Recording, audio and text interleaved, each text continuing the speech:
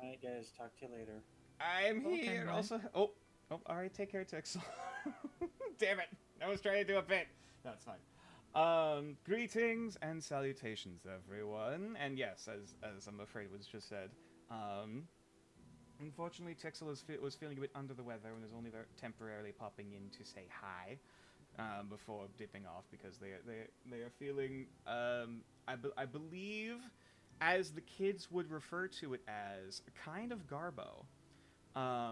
So but yes, Tixel has taken some mental health time, which is more than valid and understandable. In the meantime, hi. God, it feels weird. It's been like what, 2 weeks? Yeah. 3. Yeah, 2 weeks off. 3 weeks since the last time we played. Yes, that's what it was. Oh my god, I'm. Mm-hmm. It Always. feels weird getting back in the saddle after fucking all of this time. Yep. Oh my god, and even then, I still don't feel ready. But I probably never will, and I that's was saying, fine. yeah, nature. That's the secret. You're never ready because if we pull some bullshit, I no one's mean, there prepared for was bullshit. the egg fiasco of last time, And so who made like, that? yes.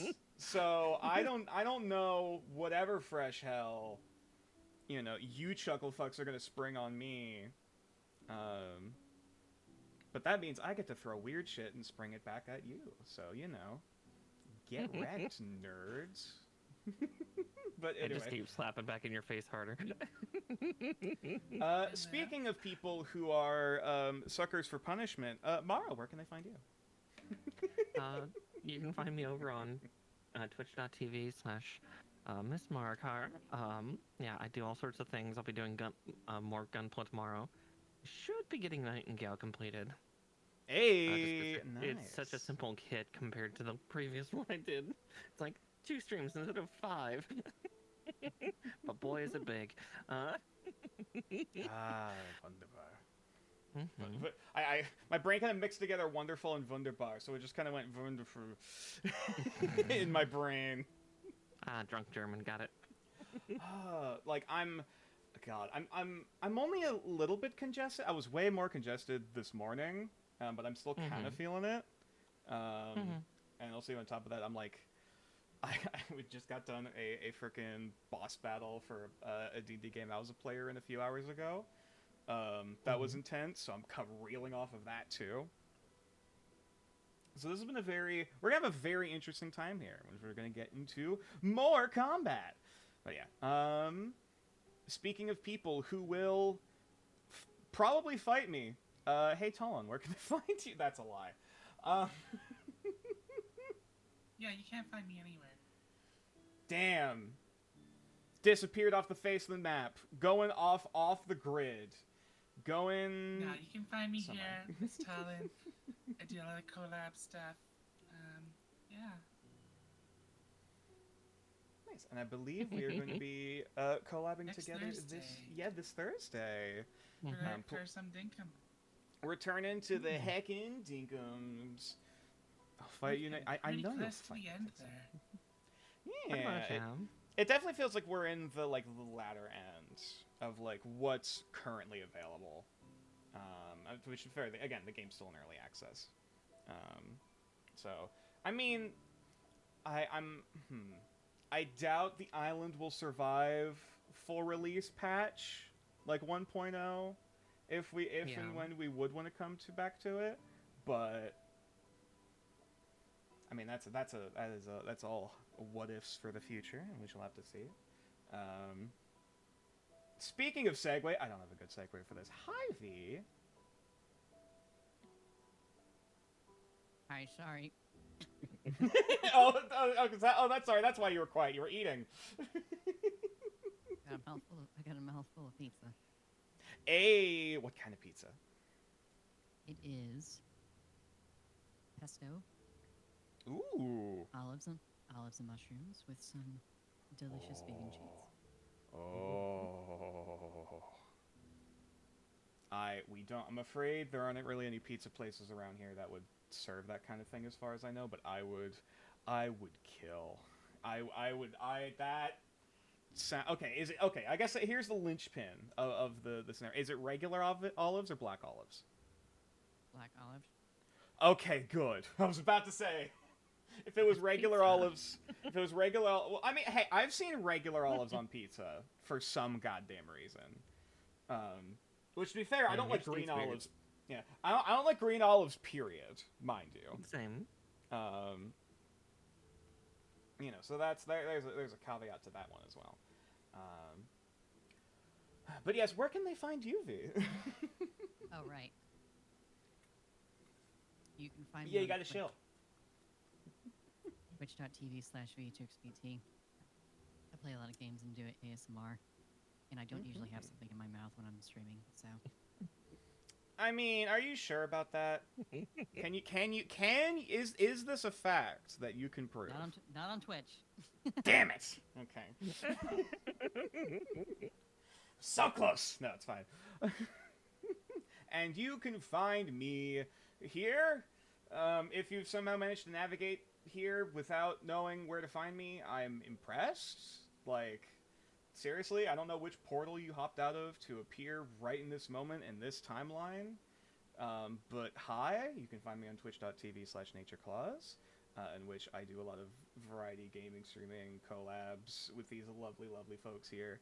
And the Dund, which hopefully we shall be proceeding with very soon.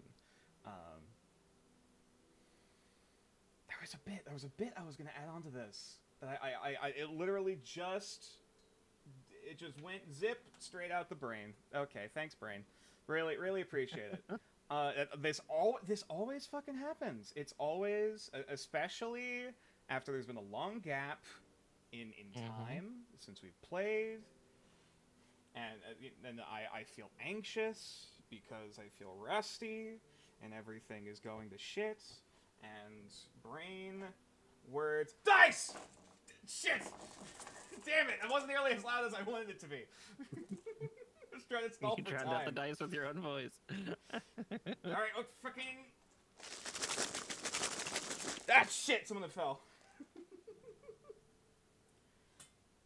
Yeah.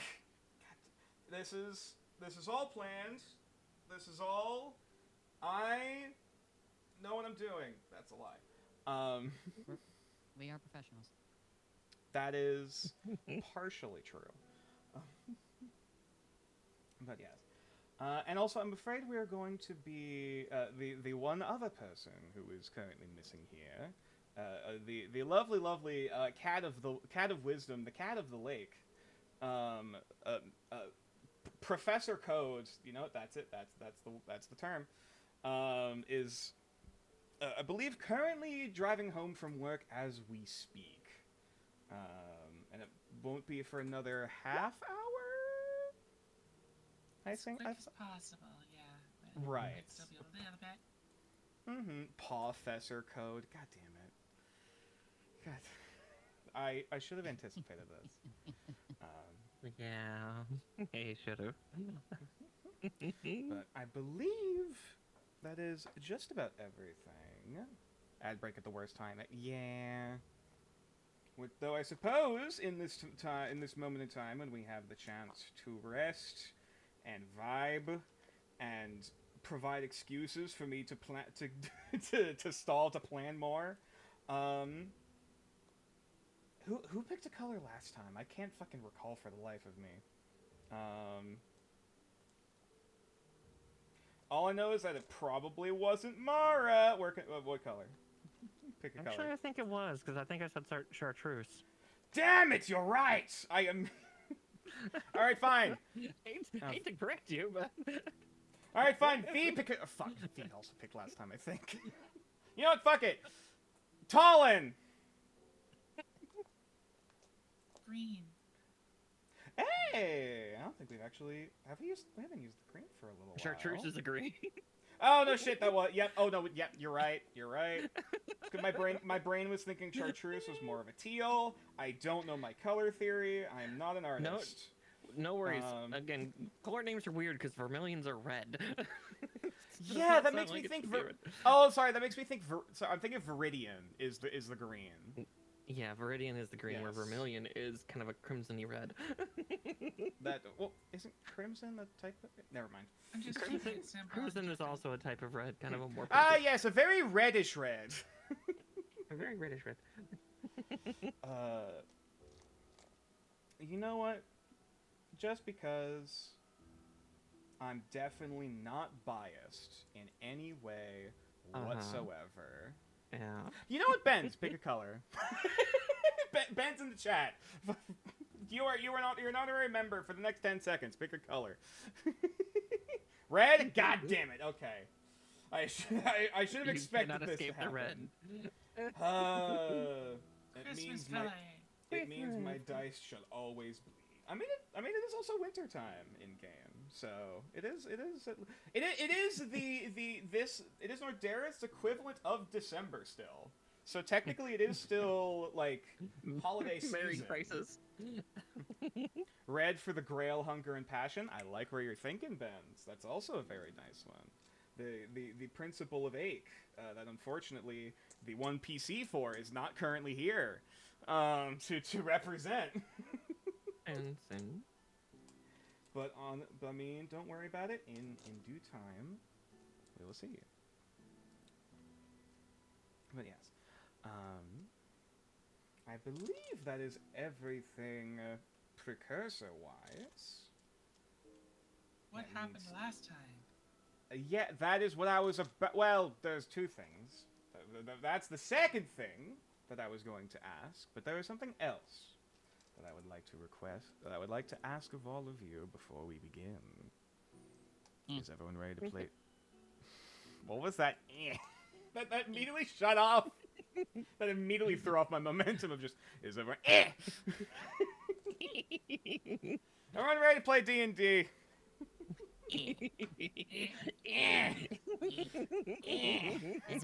Let's roll some dice.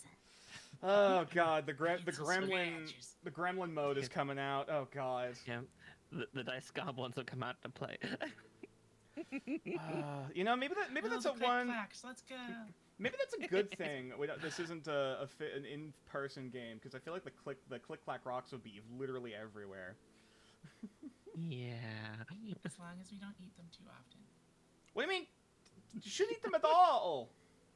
Unless they're sugar Just dice. has a secret set of dice made out of sugar. Yeah. I was gonna say, yeah, if it's sugar dice, that's funny. That's a fun prank to work. If you roll a 1 on the d20, be like, nah, fuck you, and just eat the dice. Tastes like purple. Tastes like purple. They taste like anthrax. Oh dear. That's what you put in dice, right, guys? No. All right. Nature is now on a watch list. If I wasn't already, I am now. I wouldn't be surprised. This is definitely something I've said multiple times during D&D streams. That I am not at all surprised if I am already on some form of government watch list, just knowing who I am and what weird shit I've searched. Pixar, it didn't happen. Pixar, why? Okay. Don't ask. You know, maybe I shouldn't ask. Search history. Oh, no. You wouldn't catch me dead feeling my fucking search history. Good lord. Alright, let's get things started.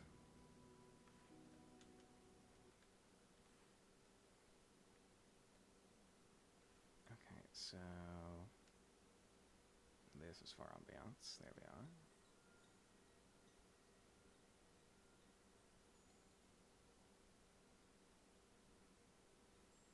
Oh, the new dice. Oh, I don't have new dice. Sorry.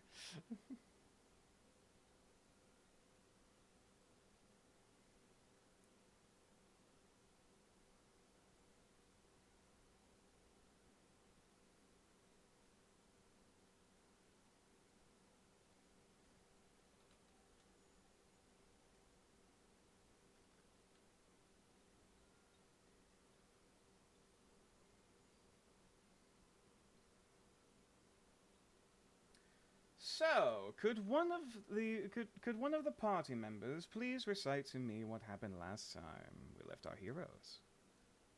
We were making the stabs. That is indeed true. We were indeed right about to begin the murder once again. I was gonna say, yeah, cleave damage is ridiculous. Oh, yes. I just kind of felt like Omegamon just taking out all the Diaboromon, just swinging. Oh, there's like half a dozen gone. Or Sauron at the beginning of The Lord of the Rings, just swinging the fucking mace just through the hordes of Pretty much, enemies. yeah. Just, ah! Is there anything else that happened last time, or anything else And you'd care to then- elaborate? And then there were chickens. Definitely Yeah, I'm afraid the perpetrator has yet to arrive, but in due time, the chaos shall resume. But I believe We it had was our- indeed. Oh yes, go ahead. We had our own little Kakariko village simulator. Yeah, they did kind of go full Kukos. Mhm. Yeah. Is it Kukos or Kukos? I've always pronounced it as Kukos. I mean, other people would also say cuckoos. It's Oh, like 5 that, ways to say yes, it. yes, you're right. I've also heard Kukus. Yeah. Yeah. Yeah, I don't know. Either And way. then, after we fought that battle, I fell into a crack in the simulation. Yes, you found a flaw in the dreamscape. And I earned a side quest. Indeed, you did. Our first side quest, everybody. Yay. I feel like there's definitely been side quests before. Well, I guess kind of not. Huh. No, we've Not- kind of, pardon Yeah. the pun, we've kind of beelined a bit. Yeah. Yeah. To be fair, it was kind of meant to be like not tutorial arc, but you know what I mean. Yeah. Yeah. The The prologue. icebreaker arc. But yes, yes, you did indeed found a potential side quest or potential avenue for the future through a memory of one of the I almost said late professor, like he's dead. He's still alive. Not for In, long. hold on. What do you mean? So, I mean, my professor's dead. Well, yes, but like that's besides the point. She's special. Yeah, she's special. Hey, V, put the gun down. Click, click. Oh, the gun! It's just a Nerf gun. I've seen people mod and make those launch Metal Slug. God forbid women have fun. Hey, Benz, don't start that with me. I know. Wow, I Pete realize. Clark, you I, just I added that. realize I am the token straight white man in the group right now who's not straight whatsoever, but often called that.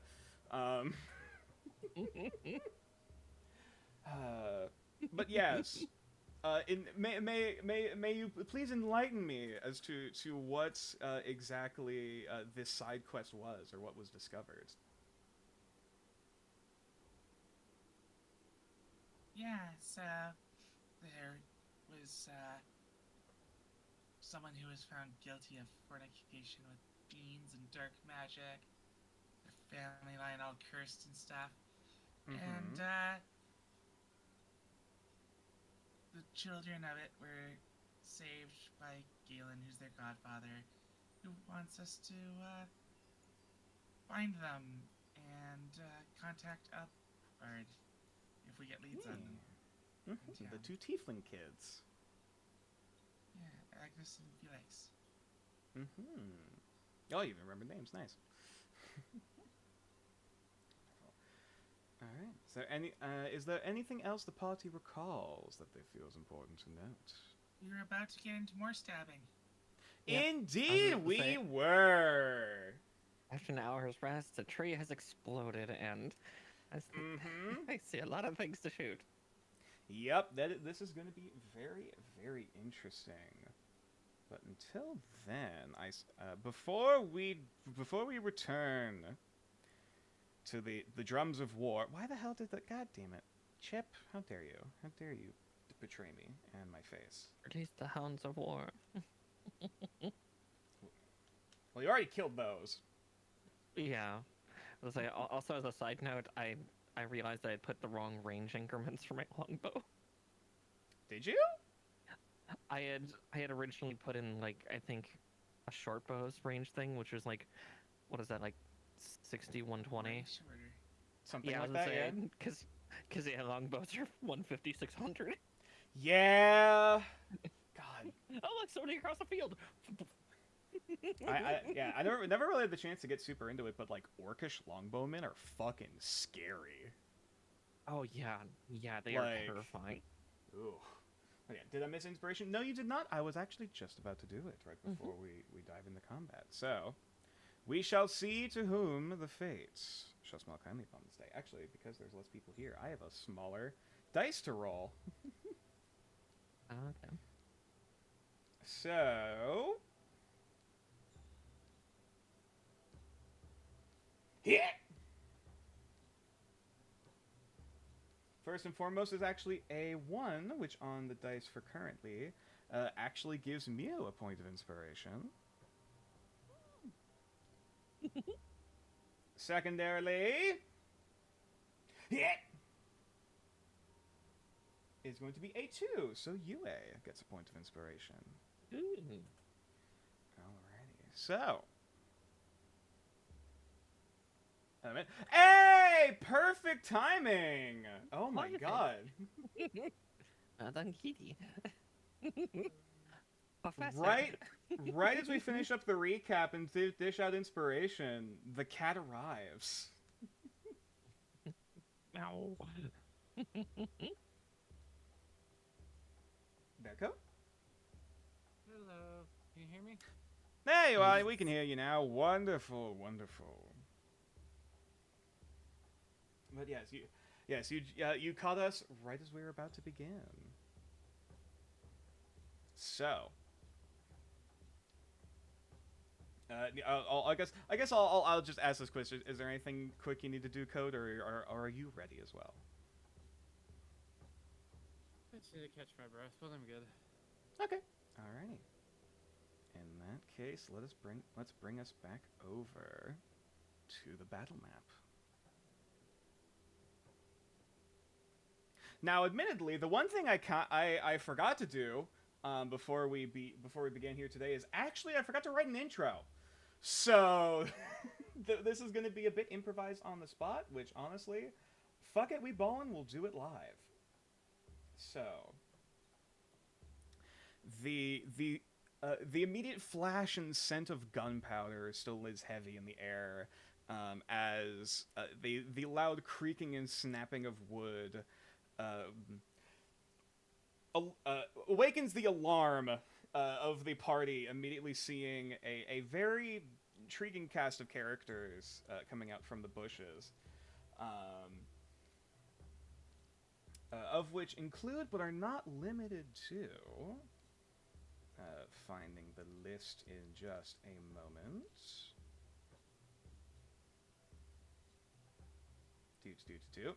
You have a very dark and drab looking performer with a oh my god, what's the instrument I'm trying to think of? Not exactly a cello. It's the takelharpa. If a heard or seen of that, basically just a very big kind of cello looking wooden instrument with this very deep resonant tone coming out.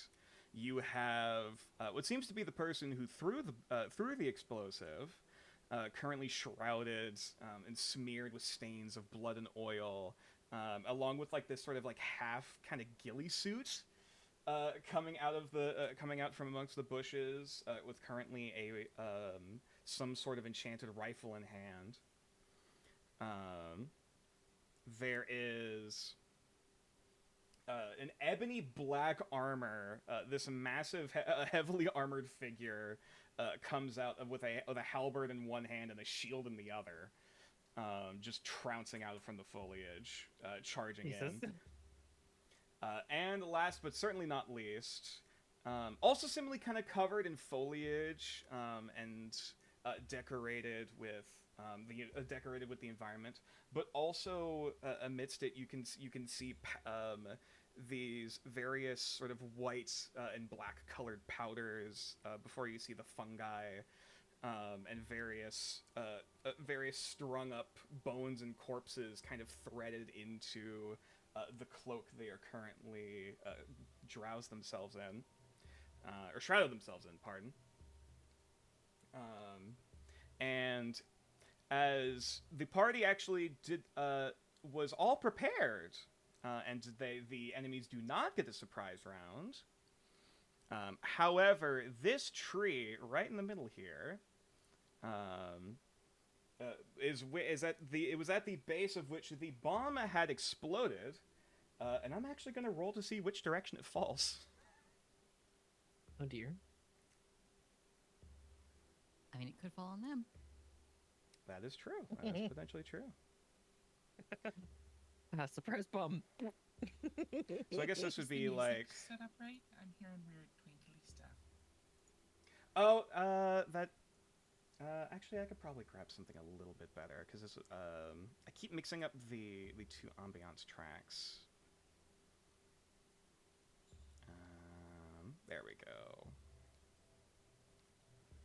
This might work a little better. That's better.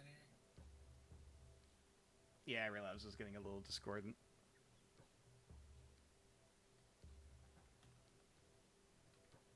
There we go, that's better. But yes. Alright, so going clockwise, we'll say. So we'll say 1, 2, 3, 4, 5. Let's say 5 south, 6, 7, 8. Which means actually I need to. The basic cardinals and counter cardinal. Yeah. Basically, yeah. Yeah. So, Look, get a scattered eye. I was gonna say yeah. One of the in my head used to actually have a directional die. Like instead of numbers, it was like northwest, northeast. oh, that is a That's 6, which I believe was going essentially going down south, southwest, which does in fact mean, if I line this up properly, so this is about 15 inches wide, going this direction. Oh boy. Now, yeah, Code, you've already made your dexterity save from last time. You're fine. And Billy, because of how close Braun is to the cliffside, I'll probably have him roll a dex save with advantage.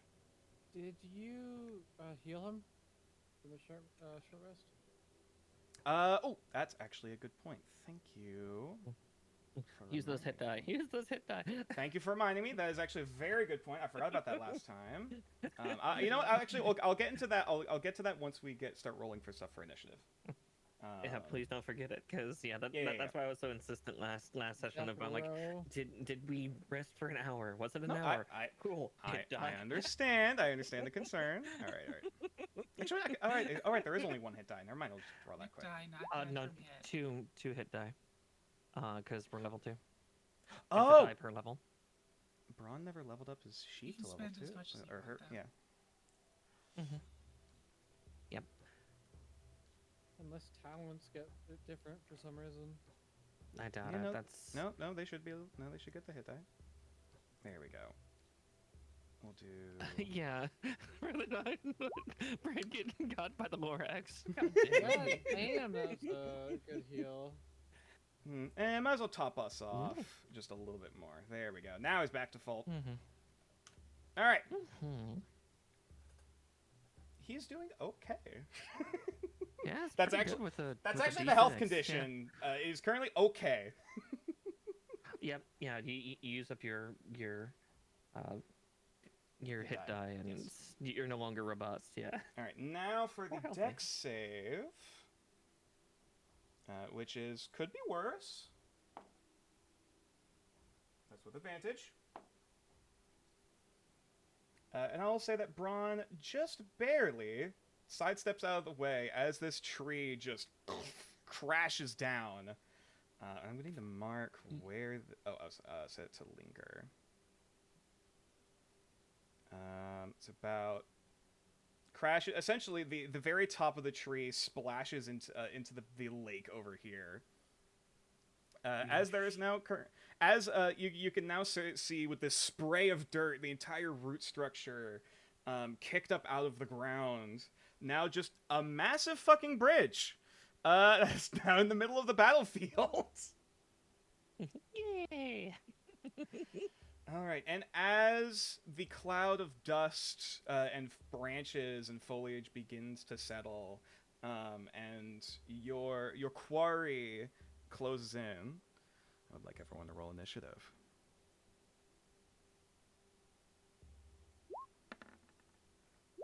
Woo! Natural 20. The cat is ready to play. Now, actually, there might be something special happening with that natural 20 in a minute.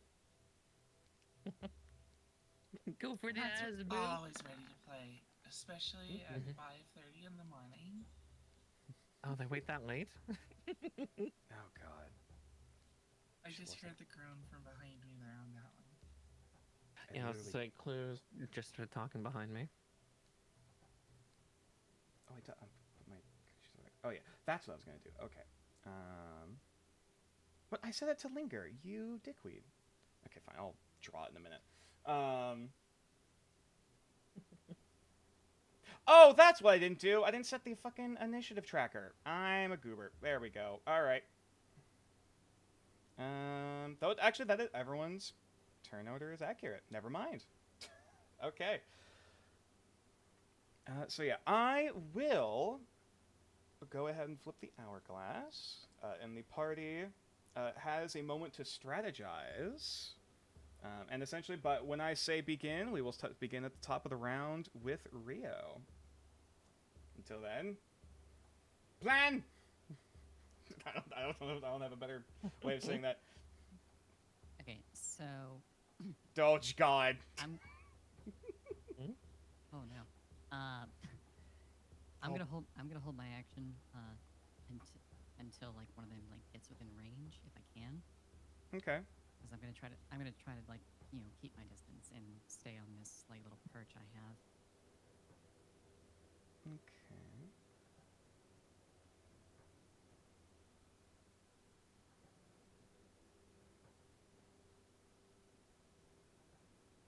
I'm also out of spell slots, so Mm-hmm. It's okay, you have a gun.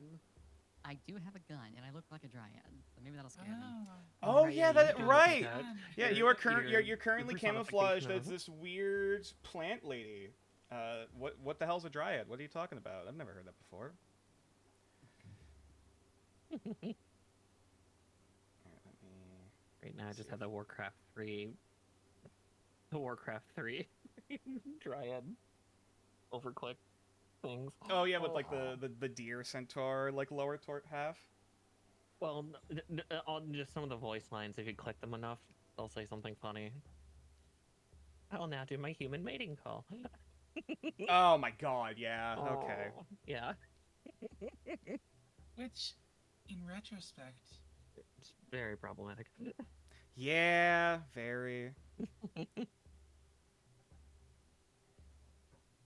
Alright. things and we I'm gonna found out do- about Blizzard since then. Yeah. Oh. Ugh. But yeah, this is Yeah. my expert imitation of a tree, right here on the map. Art. Thank you. All right, deleting the text, but yes, you're gonna get the picture.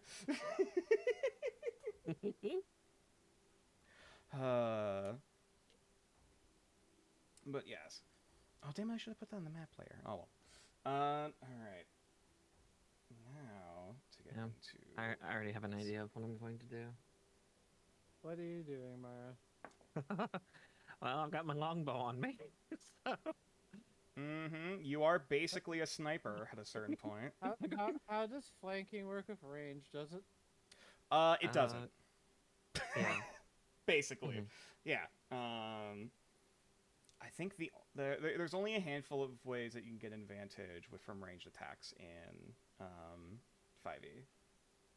I don't think Mm. that Wildfly is caught up Is it not? on stream. Yeah, remember you have to go and be active on it for a second. I There thought you I go. fixed. I thought I freaking fixed that. Keep God jumping damn it. Mm-hmm. Okay. Keep it on the side window. It'll still capture regardless of which screen it's on. Well, yeah, but I have I have my GM side of the screen up on one end, and then I have all of the fucking stat blocks on the other screen that I'm working with right Fair. now. So I only have so much screen space. No, that's fair. I've That's put fair. that monitor. Or use your laptop as the GM stuff. We've been through this. All right, the fan. Yeah, I can't. That was the reason Well, why I got to this new system. That's fair. Because like the fan is loud on startup is the issue. Mm-hmm. So like there's no way around it. Time to buy nature a third monitor. Nah. All right, it's a Christmas present, maybe. Christmas in July. Okay, all right. Next is the here we go. druid. No spoilers. I guess I shouldn't have said that. No. If you heard the descriptions, you can imagine what each of these probably are. Beware the doodad. They make us shillelagh. They might. We'll see. Or is that one dwarvish one would always say in the books, shalala? Shalala? Yeah, I believe in the Adventures of Driss, there's a dwarven druid, but they've got like an intelligence of 5. Like they're incredibly stupid, so they have a major speech impediment. So instead of druid, they call themselves doodad, and then instead of saying shillelagh, they say shalala, but they're incredibly strong. Okay. Hot damn. So lots of bludgeoning. So like they don't even need the wisdom mod bonus. Mm-hmm. And this was But yeah, as for code for like for invoking like sneak attack and stuff, if you can find some way to impart advantage in some way, again, like one of my favorite Fairy combos Fire is is a big one. Fairy Fire. If you're a barbarian rogue mix, reckless attack. And you also can make do those reckless ranged. attack with ranged attacks. Yep, that was a one-shot Taliesin did, was a barbarian rogue who threw knives with reckless attack to do sneak attack range damage. Mainly wanting to try to set up advantage for Mara, but I don't think we can do that this turn. Not yet. No, Not this not turn. immediately. Unless you start pulling some shenaniganery. I mean, shenanigans are always there. Alright, so I believe that is the list. Now, this is actually kind of ironic, and actually makes sense given the fact that you are disguised as a massive fucking beetle currently. Because you got a natural 20, you actually get a surprise round. Oh god. Greetings. So you get to go twice in a row. Have fun. Alright. Mara, who are you gonna shoot? I'm gonna probably try to shoot purple, just because I have a clear line of sight. Yeah, they have a hood, so I assume they're magic. So that's. Kill the cat. All right. I'll go down the list of the descriptions. Oops, shit. Wrong one. Hang on. Oh god, the tree fell the other way. Shit! Oh god, it's split. No. It's a Widowmaker. All right. Big armored dude. Guy with gun. Depresso with Tagelharpa. And Mushroom Boy.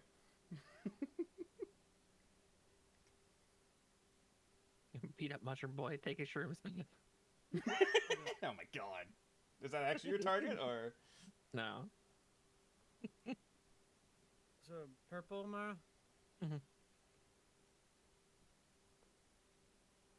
Damn, 90 feet range on a bow? It's crazy. 150, 600. Mm-hmm. So 150 feet in normal range. Disadvantage at 600. Longbows are stupid. This is why. This is why ranged attacks normally don't get advantage. Yep, because they're already dumb. Yeah. Looks like Rogue gets like steady aim at level 3 or something. Yeah, that's one of the features I can get. Correct. Mhm.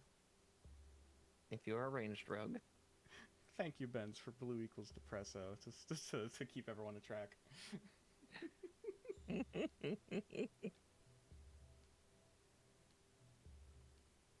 go. Kind of bring up all of them. All right, but yeah, what you doing? What you doing, Rio? Everyone right? All right. Mm-hmm. Yep, Rio, you're up. You got your surprise rounds. You're a bug. I still love you. It's not a worm. Yeesh. I'm gonna sneak on over here. Would you let me pass the beetle? Alrighty. I think your stealth check was something incredibly stupid. Yeah, it was Rio's just gonna I mean, rogue. fly down and swipe at the back of their neck. Yeah. The ghillie suit doesn't even budge as the bug flies by. They just kind of just go back to like aiming down there the iron sights. Would this attack have advantage because they don't know I'm there? If you're attacking from stealth, you do get advantage. Ooh. Which I think even if the enemy's surprised, you also get advantage too. So either way. Yes, surprise flatfoot. Because they have no way to react. Flatfoot was earlier editions, but yes. Yes, yeah. I'm using the old terms. Don't mind me. 22 definitely hits. Roll me some damage and some sneak attack. This is gonna hurt.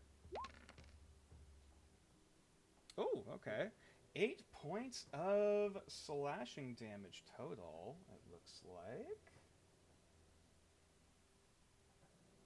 As all of a sudden, you just dig your fangs out from your disguise and bury them, raking down the back of this ghillie suit, immediately seeing ripping out very fresh pink wounds to spurt amongst the green of the foliage as there's just as you latch onto the back of them, and the head immediately turns back to see now this this highly detailed almost imagine like an abstract painting that from afar it looks like a cicada. But then when you see it up close, it's like, what the fuck am I looking at? as these bright glowing green eyes, or bright glowing orange eyes, are staring back at them with murderous intent. That hurt. I did not like that.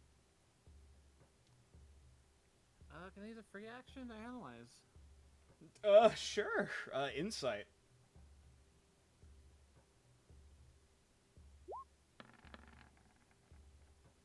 13. How deceptive is this dude? How deceptive is Gunman? Fuck! Alright. Now, because these are these are not monstrous creatures, they actually do not have any resistances, immunities, or vulnerabilities. However, I will note, and basing off of this is an artificer. Alright. Who does indeed have his own spellcasting. And has 2 quote-unquote abilities, I'll say. One is a Frost Barrel Flintlock, and another ability called Draining Tar.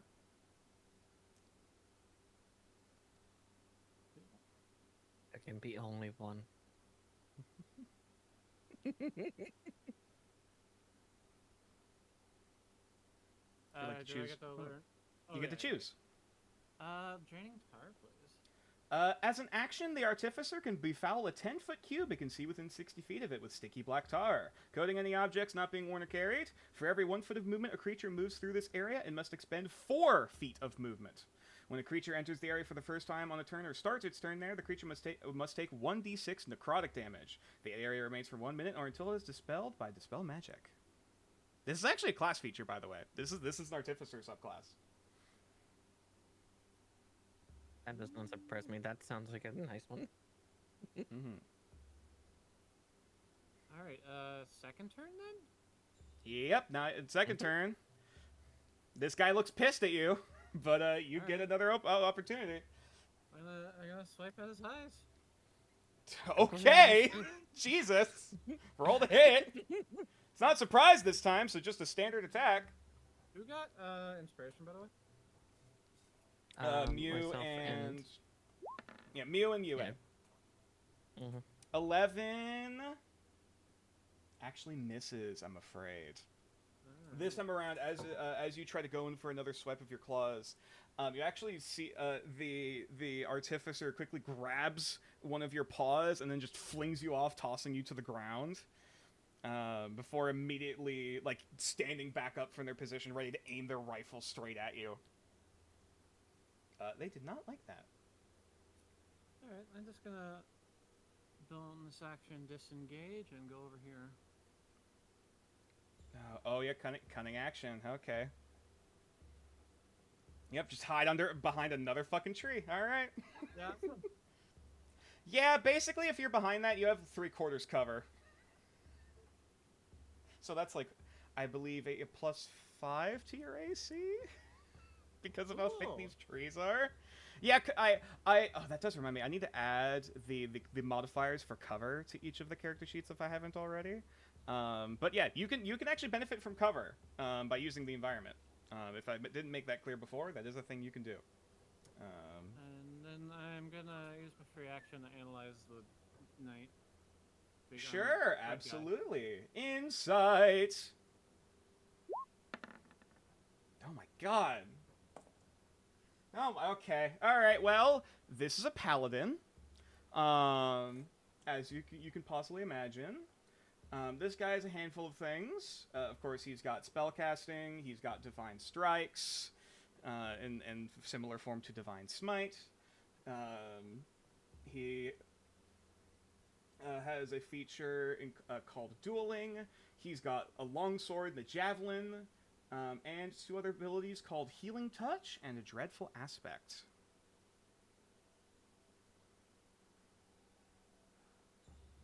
What's Triple Aspect do? Okay. Paladin channels their darkest emotions and focuses them into a hollow wall of supernatural dread. Each creature of the Paladin's choice within 30 feet must make a wisdom saving throw if it can see the Paladin. On the failed save, the target is frightened of the Paladin for 1 minute. If the creature is frightened by this effect... if the creature frightened by this effect ends its turn more than 30 feet away from the Paladin, it can attempt another wisdom saving throw to end it. So, Fear Aura.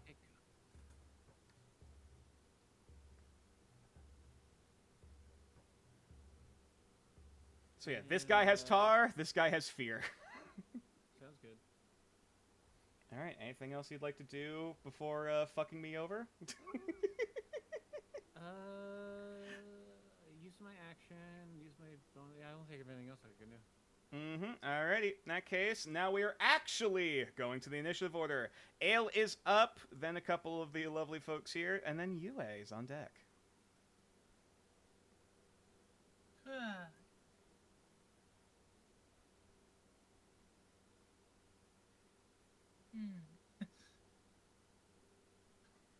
I'm going to...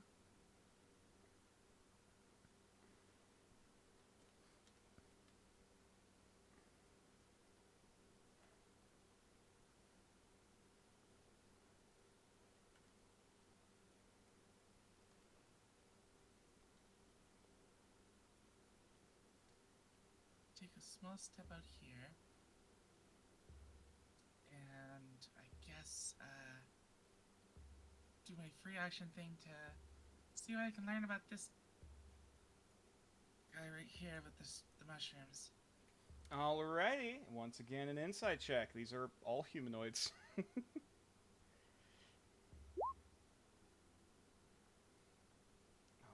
sorry, let me pull that. Yep, figured. Okay, well. For once, it is actually hard to discern as you're trying to look, as you look over at this, at you. You know there's a humanoid person vaguely here, but they blend in with their environment much easier than you'd expect, given the amount of like dead, foliage at the forest floor. They're actually hard to read. Got a natural 20. Non-deception. Oh, So nothing this turn, I'm afraid. alright. Well, then I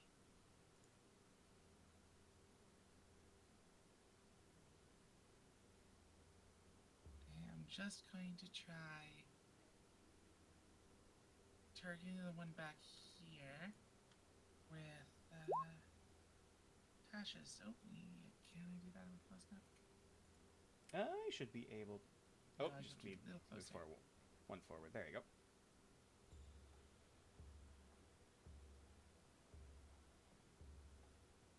Pickle time.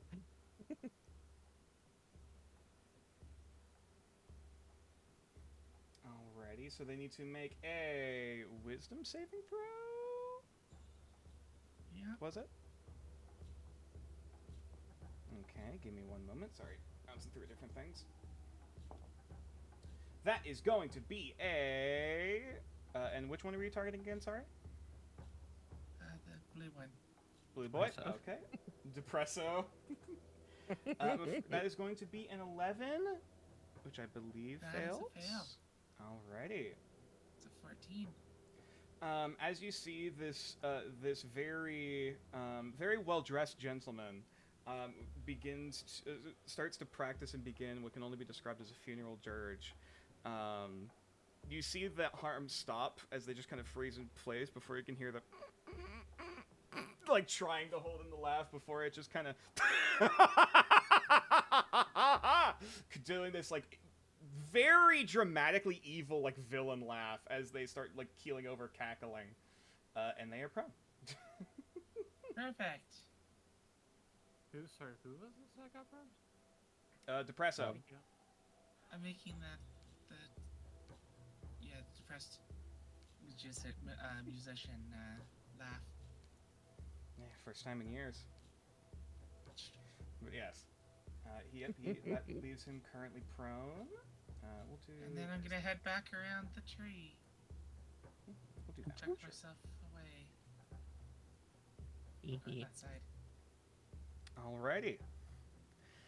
Well, that first up, going through the list of enemies is Depresso Bard. Okay, I guess he's gonna have to roll a wisdom save. And this is at the end of each of his turns. Yep. Yeah. And of course he rolls a 2, so that leaves him shit out of luck. Alright, he's still down. As that Perfect. villainous cackling just continues echoing throughout the tree line. And so he does not get to do. He gets to do fuck all with his turn. Great. Next up is Big Armored Fucker.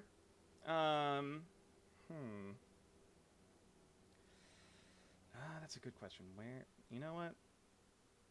Paladin's not stupid. How far can he move? Ain't not dumb stat. He did see where that pesky little muskrat went off to, so he is going to trounce on over here, and is going to do pull out that big old pole arm, and is going to take a swing at you. Or that big old longsword, I should say. Let's say, yeah, you originally said halberd, but I misread. yeah, I was gonna say, I was confused when you first said that. I'm like, isn't Sorry, that a long two-handed sword in weapon? one Because it's like hand, shield in the other. yeah, there we go. I was trying to make him cool, okay? All right, Oh, oof, God, he's that got more is than 2 hands. so. That's a 23 to hit. Ooh. Yeah. All right, in that case, you are gonna end up taking. And he's gonna he's gonna be doing a divine strike with this one. Cause fuck you in particular. Oops, sorry, that's the wrong dice I'm rolling. What the hell am I doing? You are going to take first is going to be 7 points of slashing damage, along with some more radiant with a smite.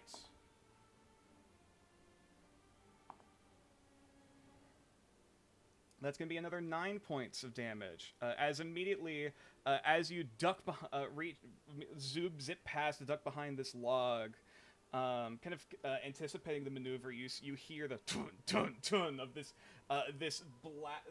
ebony black ironclad figure just kind of pivot around the tree and boom, taking this pale ghostly white radiant blade, and then just briefly impales you on, stabbing through you into the log of the tree next to you, before he manages to pull it back out, and you manage to quickly just scamper off with a massive gash. As this guy does not look like he's fucking around. And he is going to end his turn there. Oof.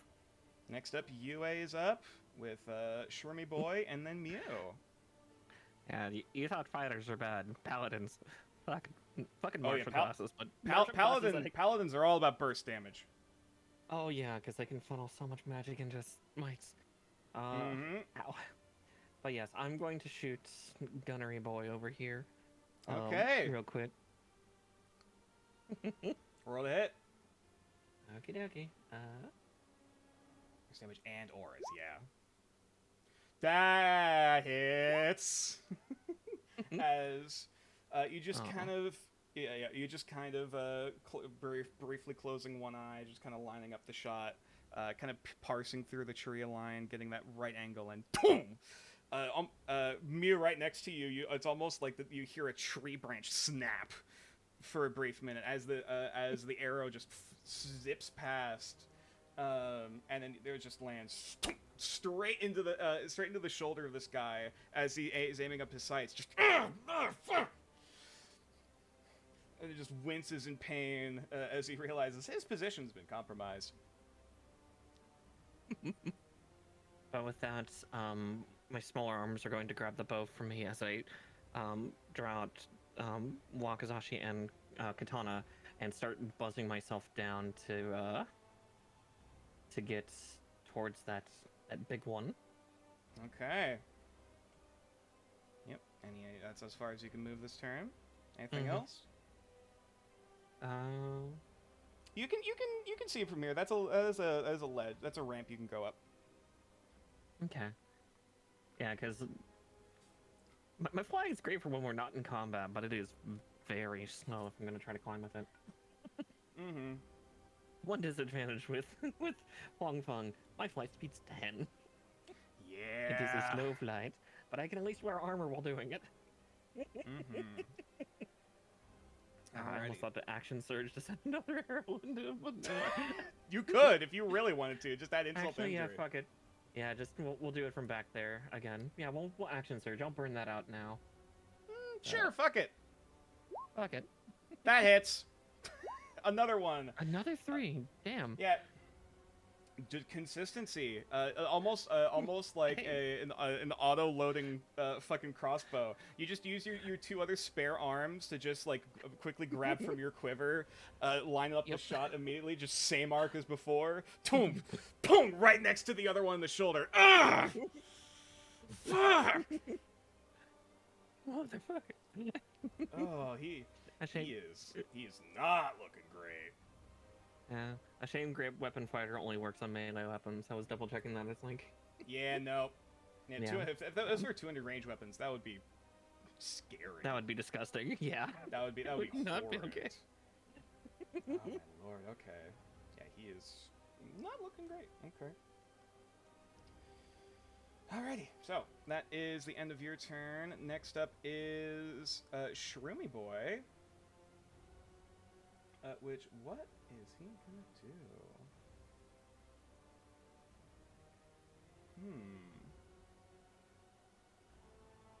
Ooh. Okay.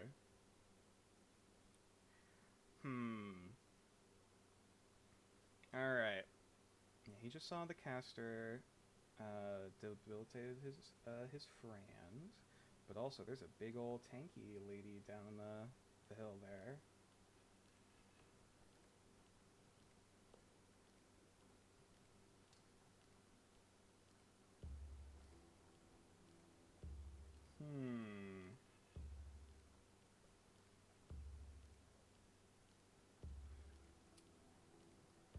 Is this guy going to be a tool? Yeah, he will. Nature. All right. Nature. You also need to roll initiative for Braun. Oh shit! You're right. Oh my god. I was like, I don't see a gravestone on the list. I am so sorry. You are absolutely right. Oh my god. I promised I'll take care of Braun well. Don't worry. I'll make sure Braun's doing all right. You treat the character as they properly would. With love and respect. Jesus Christ. Thank you for reminding me. All right. We'll let Braun get a turn off. In that case, actually, hang on. It hasn't been a full turn order yet, has it? No. Yeah, no. No, not yet. I was kind of like halfway through. It's like, man, Braun hasn't done anything yet. Wait, where is he on the tracker? Oh, he got an 11. So actually, he's perfect. Everything wound up peachy. Totally planned. Totally meant to do that. All right, make sure everything's ordered properly and do. Yep, Shroom Boy. All right. And so yeah, you did the same thing as before. Pull out your wakazashis, wakizashi and katana. Okay. 3-hand stab mode. Okay, so this... Or cleave mode, I guess. Yep, Shermy Boy is going to run out to here.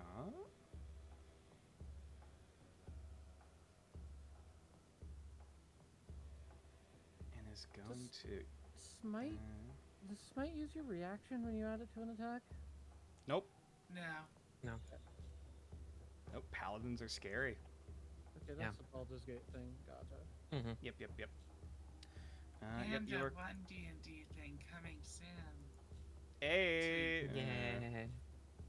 You know, Honestly, I've only people who paid so wanna much play a worse attention. edition. I've only paid so much attention to 1D&D. There might be some things I might steal, but like, nah. It's 4th edition all over again. You try to that's fair. That's It honestly feels like a watered down, weak version of. Yeah, like 4th. Oof. No, 4th, there's a lot of power behind it. There was some, but it felt watered down compared to some of 3.5. It felt Just simplified, in but I think it range. had Okay. a lot of like player power fantasy behind it. Oh yeah, Battlemaster and Warden were disgusting. Yeah. I played a was, warden. It was just simplified. So the katana is the bigger sword currently in your hand at the moment. Cool. This Shroomy Boy over here is going to cast Heat Metal. Okay. Which means... Through the tree?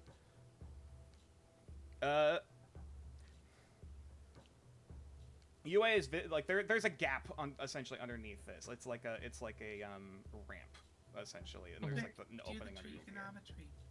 Yeah. Oh. It's hard to stat everything. But yeah, this cliff is high enough to be able to see over it, basically. So yeah. Let me see what the save is.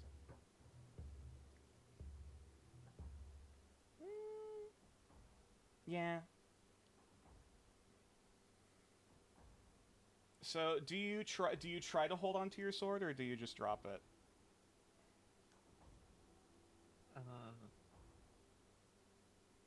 Probably try to hold on to it. All right, that means you're gonna have to make a Constitution saving throw there, buddy.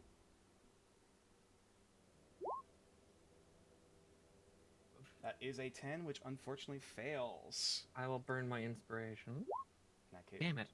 Unfortunately, still fails. That's so fine, I'll just start burning. literally, and so unfortunately for this first turn, you will still take 10 points of fire damage.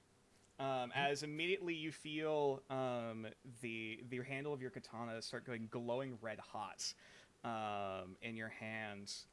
Like you don't have skin in the standard sense, but like you can still feel the heat and like the exterior of your shell kind of begin to like cracking and flaking As like the nerves begin to fire and just it continues glowing red hot as it just drops to the ground. As now you are currently katanaless. Can I like shove it into my sheath? Doing so instead of dropping it fully. No. Oh fuck. Yeah, heat metal specific states like if you fail the saving throw, it drops on the ground, basically. More than fair. More than fair. All right, and I believe that is the end of Shroomy Boy's turn. Next up then is Mew. Alright. So this tree right here will be blocking my line of sight. Sorry, you're a little quiet. Can you hear me now? Much better. Yes. Mhm. You mentioning about the tree? Okay, cool. Yeah. So would this tree be blocking my line of sight on the paladin up here? From there, currently, yes. Just checking. However, I'm assuming I have a clear line of sight on what I assume is some sort of druid. Yes, you can see the head and shoulders poking out from over the log. Got it. Okay. Well, I wasn't like trying to hide or anything, but I guess for dramatic effect, Mm-hmm. just kind of rise up from like my little hovel behind the shrubs, Mm-hmm. hand outstretched, and I'm gonna fire off a ray of frost at this one that just cast a spell on my friend. Alrighty. Roll to hit. Actually, mark that there.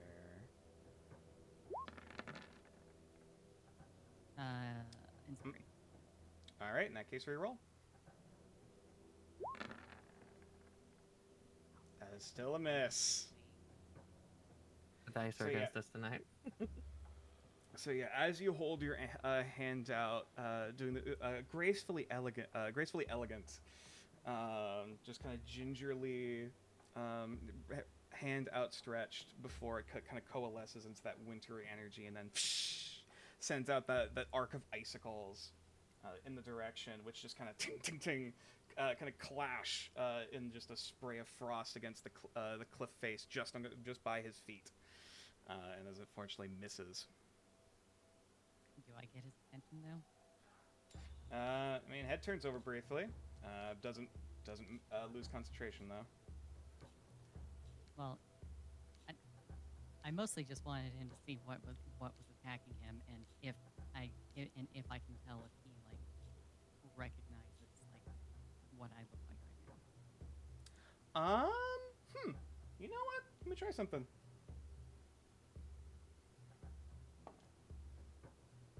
No, he just seems like confused.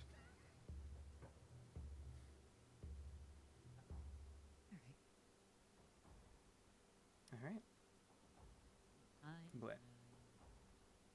Just kind of scoot around if I can behind his grave, Okay. and that'll be. All right. In that case, next up is the artificer, who is absolutely fucking moving from that position, because fuck that noise. Though actually, you know what he will do? Oh, he's gonna be a tool. Okay.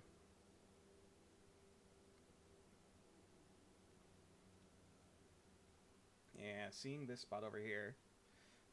10-foot square, I believe that the space was. Gotta find the artificer character sheet through all the tabs. There we go. Alright. And in a 10-foot cube, right along here, I'm afraid, he is going to briefly just pull out a small ebony black case with a fuse coming out of it that he just lights and tosses out before it just splatters out this massive pool of tar that just begins to slowly drip its way down. You actually see the foliage and grass actually begin to die and desiccate almost instantly when coming into contact with the substance. As the ramp up here is tarred. I'll do that. And then can I grab a square, please? No? Okay, I'll just do this then. There we go. As now that area is currently tarred. And as that is his action, he moved from here to here. That's 30 feet. Okay. Yep, that's his turn. Next up, then, is Braun. Okay, what does Braun have that can help with the situation? Well...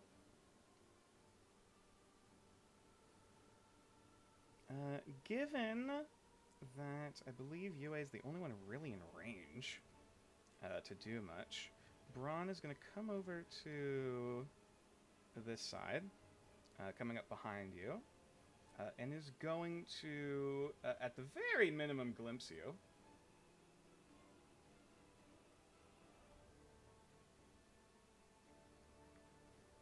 If I try to remember how the hell a talent works. Yeah, the real challenge. Mm-hmm. Because I myself have never played one, so this is an interesting experience for me. Let's pull up glimpse. There we go. Yep, that's going to be a glimpse, which I believe there is no manifestation roll for that. I don't believe, unless I'm Never dumb. has been. Yep. Okay. Yep, action, bonus action is going to be Glimpse, giving you the moment of recollection. And then is also going to do... Is Crest of Fire an action? It is! Alright. Yeah, essentially just placing a hand on your shoulder briefly as you're about to go up. Just giving that quiet, that solemn nod of approval. As you feel that ethereal flame, that ethereal warmth kind of crest over your body once more. Okay. Alrighty. So you have both Glimpse and Caress of Fire, which will do that. That works.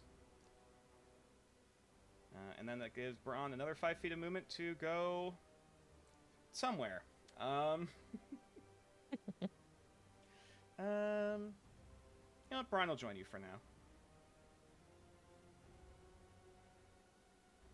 One step further closing in. And that is Braun's turn. Next up, hey Rio, how you feeling, buddy? I'm doing okay. How's purple looking? You want to roll a medicine check? To get a vibe of, just how shitty this guy is? Scale of 1 to 10. Soft 20. I believe according to health standards... I'm trying to remember the terminology here. He is hurt. As in, he is, like, past bloodied. Cool. I'm gonna bonus action disengage. Okay.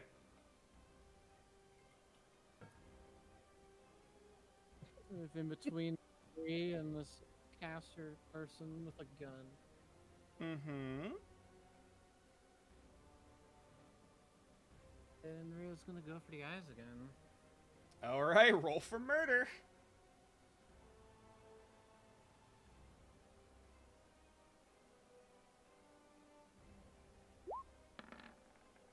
Natural fucking 20.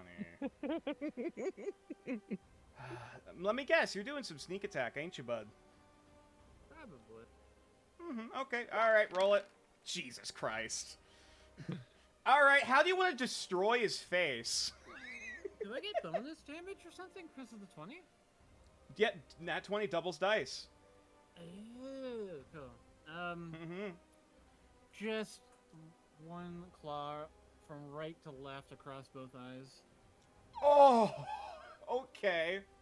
So, I'm not gonna go fully into descriptions, but there is a soft pop from both sockets as immediately he reaches up screaming for both eye sockets, and as that ear-splitting screech rends out, the blood seeping down his face, the other grievous wounds that you had already left him, soaking the ghillie suit and foliage bright red with blood, the body just kind of slowly crumples over and dies.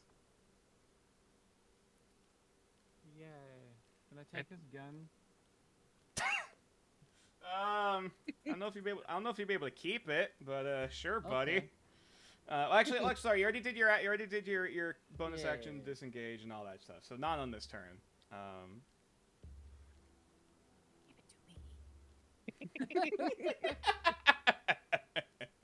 All right. Only be one. Who can I see from here? Or is it just a paladin? I guess I could see the one laughing. Yep. I'm gonna use my free action to look at the guy laughing, see if I can glean any information. Okay. Sure. Insight. God, I take this. I didn't get to do shit. All right. That was my plan. There can be only one. 17. I mean, he's pretty charismatic. He's laughing his ass off right now. He was looking pretty depressed earlier, but at least now he's looking great. Otherwise, yeah, not much you can read from it. Perfect.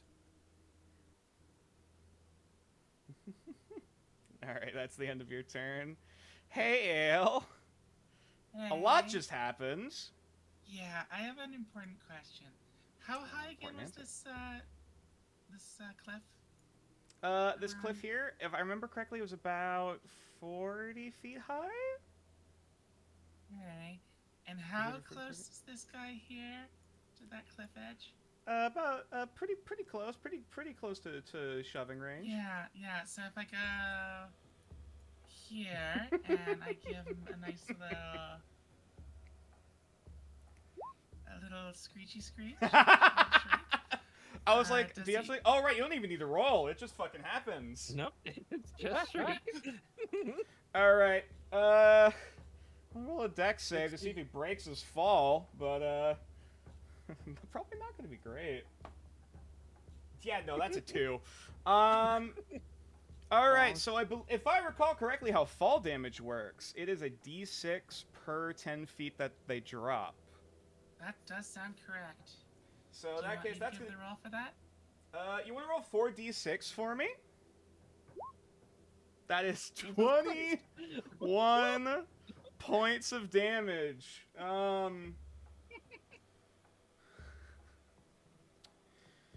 do you want this guy's body to look as he drops?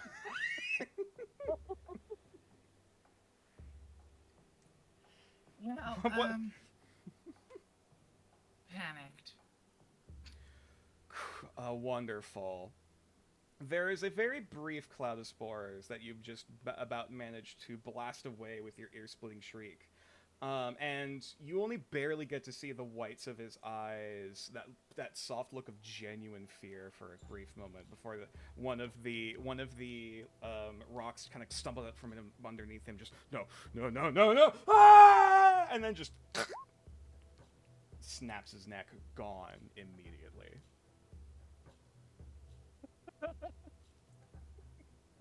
And so that ends concentration on the heat metal.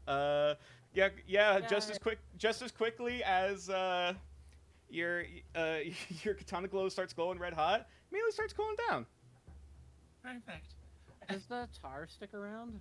Yeah, That sadly does. Yes. yeah, that's not so much a spell as much as a creation. Mm-hmm. Since is it like only on the ground, or is it like the whole area around it? It is. Yeah. It is basically the whole surface area of this like 15 Okay, so foot. it can be square. flown over. Okay. Yes. Yeah.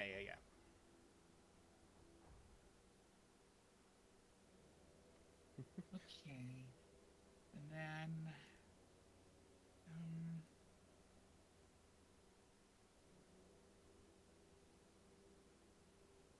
I guess what I'm gonna do is just fly out over here, Okay. and I'm going to attempt to hex the guy who's on the ground. Oh Not yeah, to deal Shriek's any a bonus damage action. to him, but Oh shit. Okay. yeah, let's just see if I can get him. Oh my god. Okay. So that's a con. That's a con save. And Is then that or if my? he takes, yes, it's gonna be Constitution save. Okay. Natural 20, I'm afraid. All right, so I didn't get that on him. Mhm. But yeah, that's I guess free action to look at the laughing guy. And investigate him. Abso-fucking-lutely. Roll insight. No. He's laughing. It's hard to get a vibe of this guy. Like at first, like you were keeping up the creepy act, and it was pretty nice. But like now, like he hasn't. I mean, yes, he's magically induced to laugh, but like the consistency is like getting kind of unsettling. Yeah. Mm-hmm. Thank you. All right. I believe that's the end of Well, your that turn. was still a successful turn. Yeah, good lord. I thought I had a good ploy against you guys, but nah, you're fucking destroying them. All right. All right, next up He is was not in a good position. yeah, next up is blue guy. Depresso. Yeah, it's okay. That is going to be, what was it, the wisdom save? Yeah. Alright, that is finally going to be a 16 to succeed. All right. He is Which I believe gonna get does. up after laughing for 2 turns. Okay. And I'm trying to correct, was that at the end of his turn? It's or at does the he end of still... his turn. Yeah. Okay, so yeah, he can't even do any actions or reactions. Cool. So he can just stand up, as he just deadpan immediately after the spell effect fades, and then just stands back up, immediately gets ready to perform once more, not even batting an Well, eye. he's still on the ground, but yeah. Oh, apologies. That'll be what happens next time. Until then, Paladin. He's not happy that his prey got away, and he wants to run over here and finish the job. 10. Waddling on up next to the corpse of his blinded companion.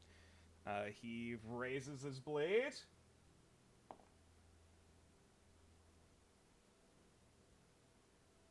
That is going to be an 18 to hit, which I believe does in fact hit. Do I have my cover because I'm by the tree? Not from this angle. Okay. Yeah, that hits. Mm-hmm. Alright. Which... I think minimum damage will probably do this, but just in case... Yeah, that is going to be 6 points of slashing damage. Which I believe drops you to unconsciousness. Yep. Luckily, the flowering bushes are painted in such a way where all you simply see from behind the log is a spurt of blood and a limp as the body goes limp. You are unconscious, but not dead. And then, as there's just a solemn nod of approval. Next up, then we have Yue. Yeah, I'm just gonna start to see red, grabbing the katana off the ground, and taking in a deep breath for a second. Oh man, that's a really shit second wind, but I'll take it. So it is going to be 4 feet for every bit of tar you have to go through. 10 feet Can of I- it is flying, though, isn't it? Oh yeah, you can fly, can't you? Mm-hmm. Damn My it! flying is slow. My flying is slow, but I'm going to actually Flies through do. tiles. Yep, I can fly through tiles. Can I God. do a jump while utilizing my ability to kind of float down with the jump? Or float up, I guess, a I'll little bit. allow it. Okay. Because also, my jump length is, from doing, long jumping in and just cleaving into this guy. God, this artificer did nothing fucking useful. All right, yep, roll to hit. Too handy. Okay. So, Fuck this guy. I will clarify. He's not dead immediately, but how would you like to attack this person after they have downed your friend? Shoulder to hip. Just Oh. doing a full body swing. Just jump over the tar, just fucking hip check. Yeah, just blade going from like right shoulder down to left hip, or I guess the other way around, right shoulder down, left hip. Yeah. It's a bit of a tricky angle, but you managed to find because this guy's wearing full plate. So you kind of have to aim essentially for one of the arm essentially the shoulder joints, and then just send your katana straight through. This isn't really designed to be a piercing weapon, but fuck you, you're making it. And so as you manage to pierce its way through, you manage to dig in, cut the strap, and then that black ebony armor kind of just swings out, leaving what actually looks like pretty regular looking commoner's clothes underneath. As then you just kind of take that momentum and just slash straight through this guy, immediately sending a gaping wound down his chest. His AC is lowered. Excellent. After that, since I've already used my bonus action, I just pull the blade back and get ready for the next round. Oh my god. Next up then is Mushroom Boy, who is currently becoming wonderful, wonderful fertilizer for the mushrooms that are currently growing on his body. Next up then is Mew. Coming over here. So I have line of sight on the paladin now. From that angle, absolutely. Okay.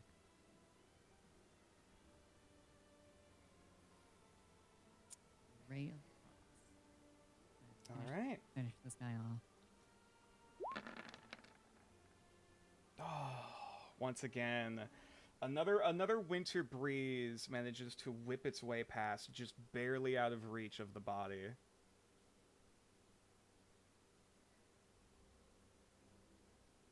Alright, well, I will stay here. All right, and nothing else with your turn? It's not much else I can do. Mm-hmm. All right, the artificer died like he lived. Useless. Run! All right. Does he have any ranged attacks? I heard ground effect. I'm like, get the fuck out of here. That's fair. That is more than Worth valid. it.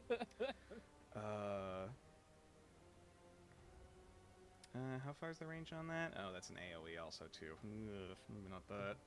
Don't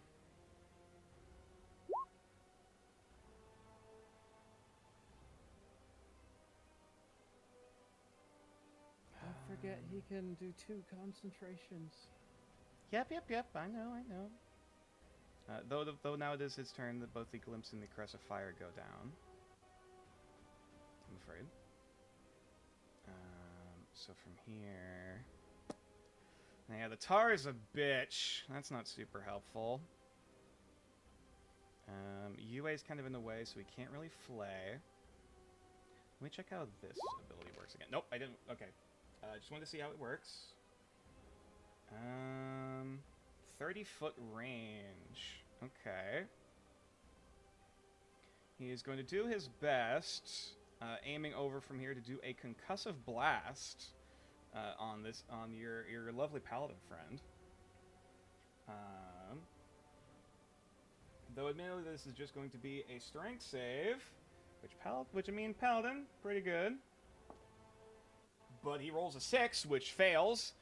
And so this guy takes 1 more point of force damage, which just sends like the hinge that the metal plate, the metal front faceplate was just kind of just flying straight off. Now just a And full he's open not chest. prone.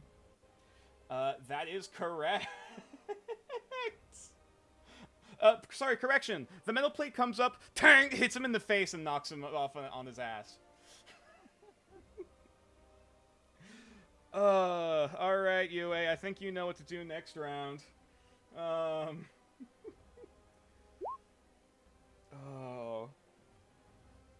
This is why I love D&D combat. Rio, would you like to privately send me a death saving throw? What's the dice? Just straight D20. No modifiers or anything from Nope. proficiency or anything? Just make sure, Is it if you pull Is up the it dice slash table... GM roll? That works, yes, that works too. You can either do /GM roll, or you can just hit the little slider on the dice roller section.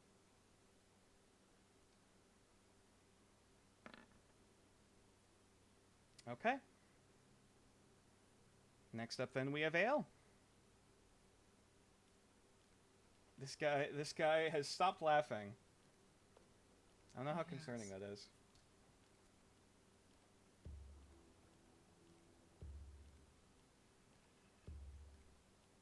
Well,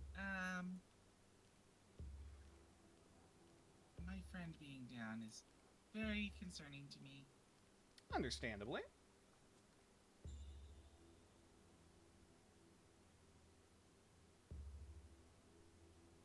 But I don't know if I can do anything about that. So...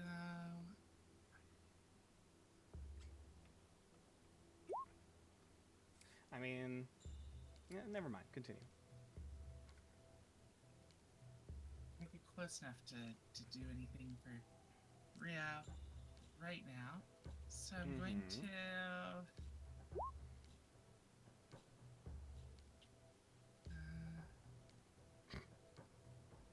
try hexing this one again. The bard one. I'm gonna try the hex again. Alright, Constitution save once more. That is going to be a 19, I'm afraid. Darn, okay. Yeah, Well, you continue trying to mutter these very unsettling incantations under your breath, but he's just unfazed. Yeah, and so I'm just gonna head along here to get closer to potentially help Rio. Alright. Next up, then, in the initiative order, we have the bard, who is actually going to get up finally, and finally do something during this combat. And so he is... How far away is everyone? You're over here. Oh. How high in the air are you currently, Ale? At this point, I'm probably... Sorry, I would have come down to the ground level over here. Okay. On this side. Fair enough, fair enough. Yeah, It's I don't need to be up. All good. Let's take away the little wing icon for the time being. Yeah, I just crossed over here via there, but I'm on the ground level here. Let me just double check the radius of something real quick. Ah, okay. So... Yeah, no one's really in a good spot for it. Damn it. Okay. Well...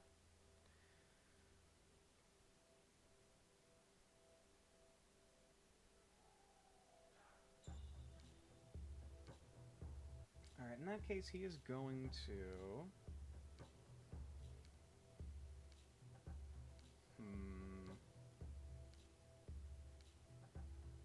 Yeah, you know what? Sure, he's gonna do something funny.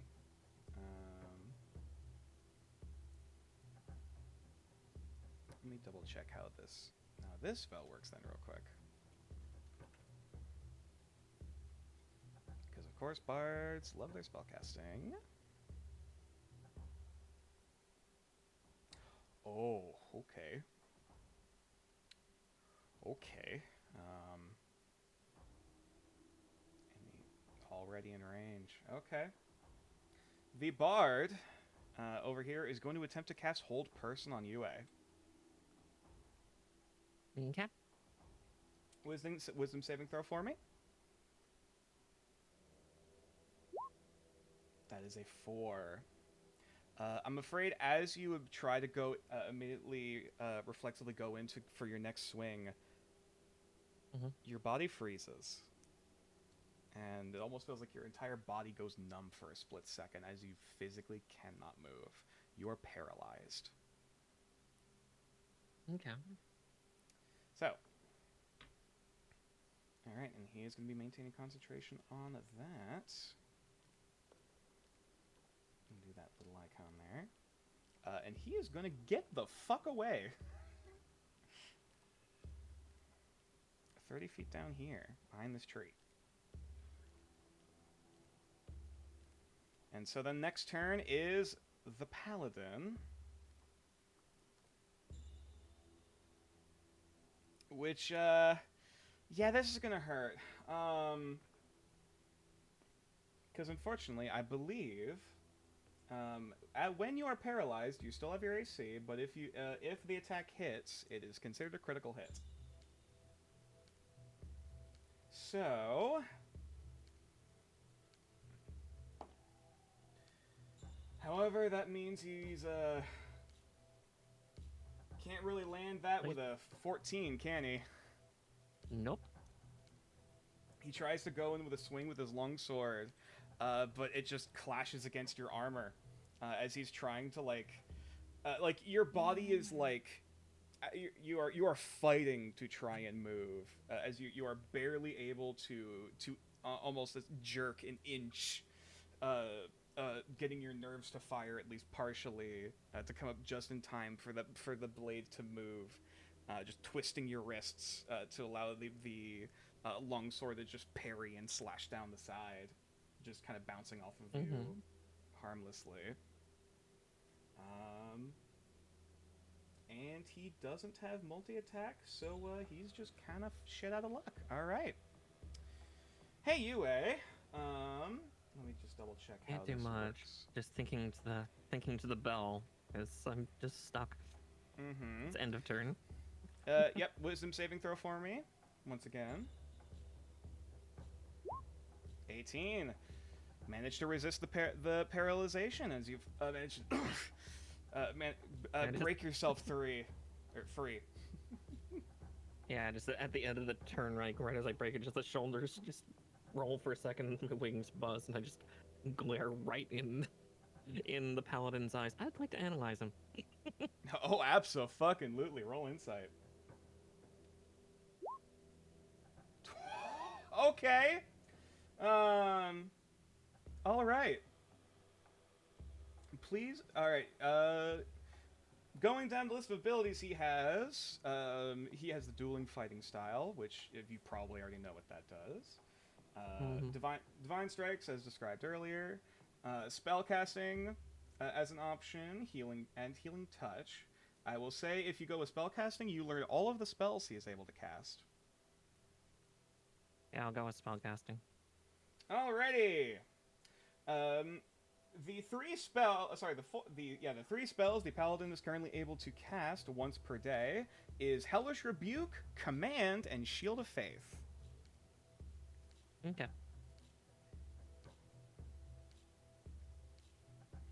So yeah. Yay! Okay. Alright, anything, and I believe, yep, that's the end of your turn. Yeah, that's all I'm gonna do. Alright, Mew. Bit of an easier shot now, considering his chest is literally open. Since someone caused the chest plate to slap into his face before careening off in the distance.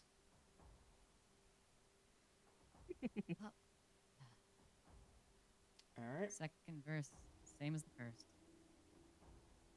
Gun! Okay, right, Frost. 9 once again! I mean,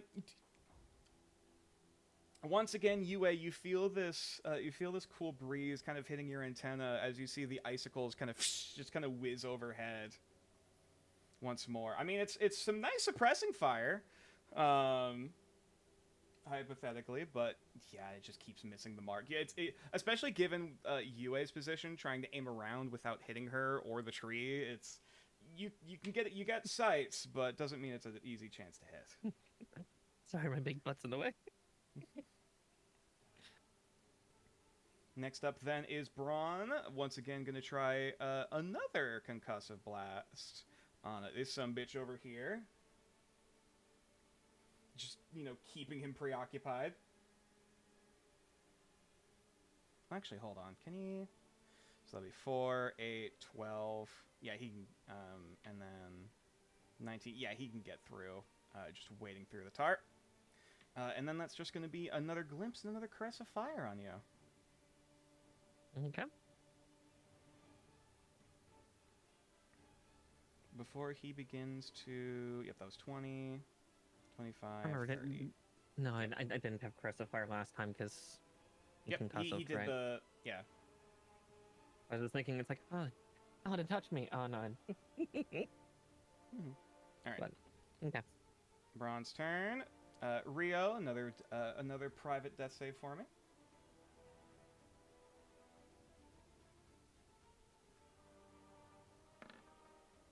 Okay. Hello there, Ale. Hello. What you doing? Being very unhappy that Rio's still on the ground. Yeah, that's fair. But it seems like things aren't doing so well for your enemies at the moment. Yeah, I'm gonna move here. I'm going to...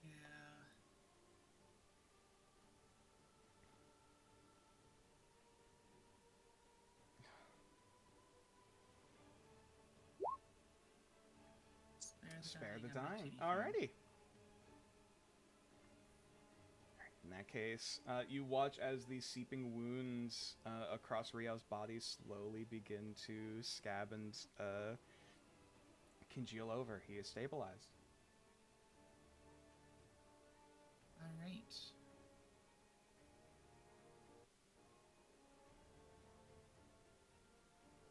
And... that's what I'm gonna do with my turn. Okay. Alright. Bard is still up and kicking, and is going to continue being a little shit. Yep, 15. As they do. 25. Yeah. I love bards, but yeah, they're little shits. Mm-hmm. Had to save the kitty. Completely understandable.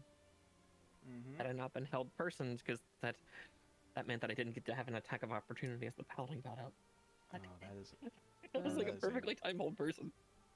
Oh, that's Does, a that wonderful give- position. Does that What's give up? me 1 health, or how's that work? You are unconscious, but you are no longer making death saves. Okay. Mm-hmm. Yeah, you're not back up, but you're Mm-hmm. stable. Yeah. However, that might be messed with in a minute, as the bard is now going to cast Shatter. Seeing a lovely little cluster of people. Well, actually, no, the paladin's over there. Go for it. Kill your friend. Your friends. Oh god. Nah, these guys are Come back to bite loyal. us later, isn't it? Okay. These guys are pretty loyal and also too far away. But he will try to sneak up as closely as he can. Oh, wait, even then that wouldn't reach, would it? Hold on. How far is the distance on the spell?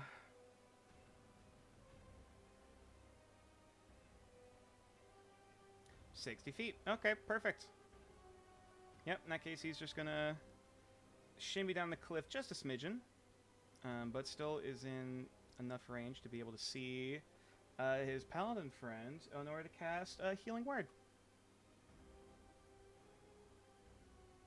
Which means the paladin is going to heal a certain amount of hit points. If I actually grab the right dice. Oh, I grabbed the purple D4 instead of a red one. God damn it. Oh well. You know, we'll go with the green one because that's healing. Okay.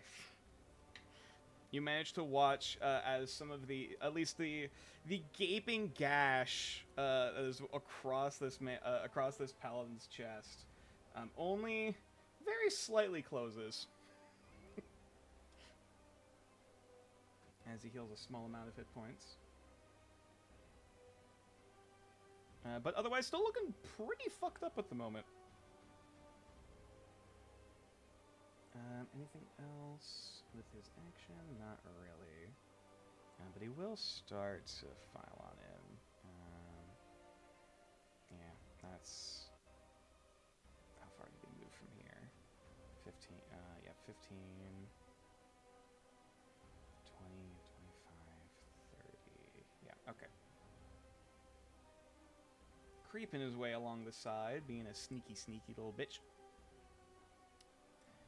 Next up then, Paladin, once again, gonna try to make a hit against... Well, there's a new target currently on the field that is pretty good smacking range. Yeah. Oh, actually... Yeah, he'll go for it. Fucking misses with a 10. As he goes over to take a swing at Braun, who immediately ducks to the side as that pale ethereal radiant glow swings overhead once more, almost taking a smite straight to the face. As that is going to once again end his turn. Yue!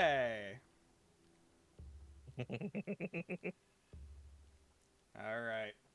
Lay it on me. First off, stepping where the dead artificer is, over him. Yeah, stepping over his useless bleeding corpse. Yep. Murder sandwich, And go on ahead. Yep. Slicing him across the back since he's decided to face my good friend Ron. 22 absolutely hits for another 7 points of damage. As you manage to do, as you see the body kind of turn over towards Braun, you just kind of pivot going behind him, and then kind of bring the katana back around him to just do another draw cut straight across his stomach. As it's almost starting to spill everything out. He is on death's door. Oh, that means then Wakazashi time. That absolutely hits, and for the sake of posterity, roll damage. But how do you want to do this? Do you want to seppuku this guy? Sure. I'll. Since I'm facing his back, the Wakazashi goes into his back, and then I just cleave across his neck. Yep. You've already done the draw cut, so everything's already starting to spill out in the front from his stomach. And then once that's happened, there's that brief kind of choking and gagging for a moment before you just take the Wakazashi and then just head clean off. And with him dead, I'm just going to use the rest of my movement, which 2, 3, 4, 5. I'm just going to reaction analyze our dear Barty friend here. Sure. Alright, Depresso, give me... Okay. Alright, well, Jack of all trades, he's got spellcasting, he's actually got psychic blades, specifically College of Whispers Bard. He's got Bardic Inspiration. Take your pick. Psychic blades. When the bard hits a creature with a weapon attack, it can expend one of its bardic inspiration die to deal an additional 2d6 psychic damage to that opponent. The bard can do this only once per round on its turn. Oof. That's gross. Yeah, it's kind of gross. Mm-hmm.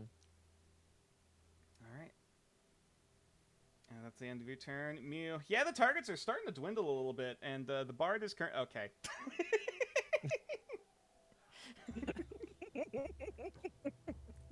What? So, Did I what- miss something? No, just seeing Mew immediately move into frickin' firing range. What is the effective Yeah. rain on the flintlock? That is a very good question. I can't remember if it's like 2060 or if it's different than that. I thought it specified on the character sheet, but I can find that real quick. 30, 120 disadvantage.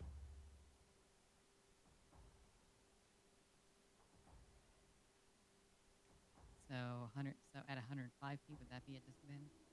Mm-hmm. Correct. Okay. Plus, the big old tree here is giving him a little bit of cover, just from the angle.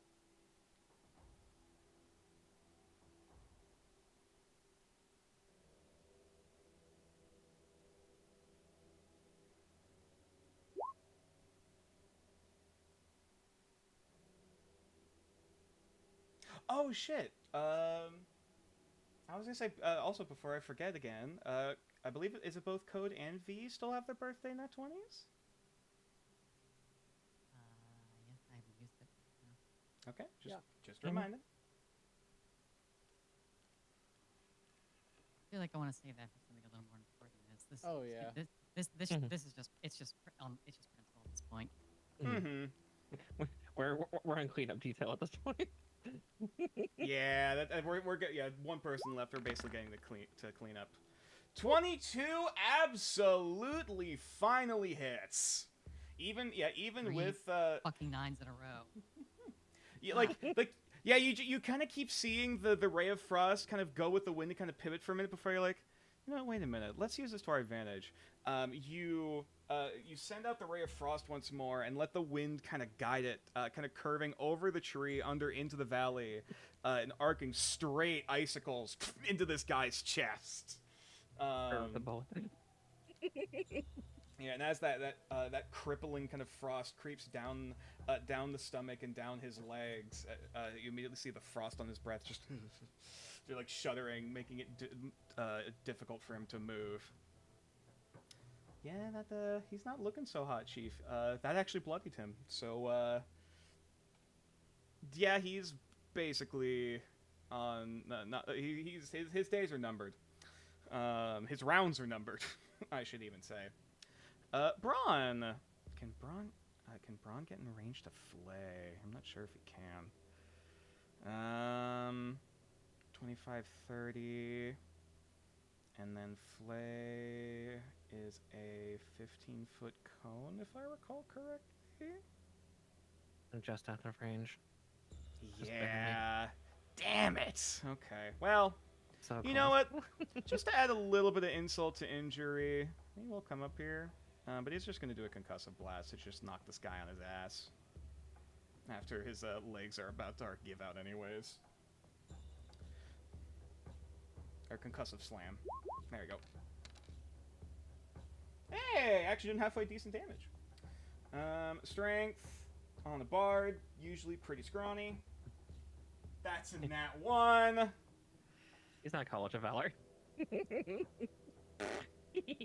Yeah, he is prone. He's not getting up anytime soon. And he is almost fucking dead.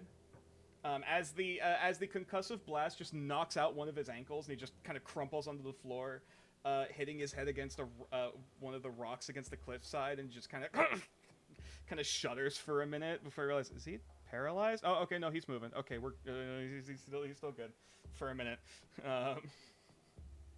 As he took a bit of a heavy blow to the head for a brief minute.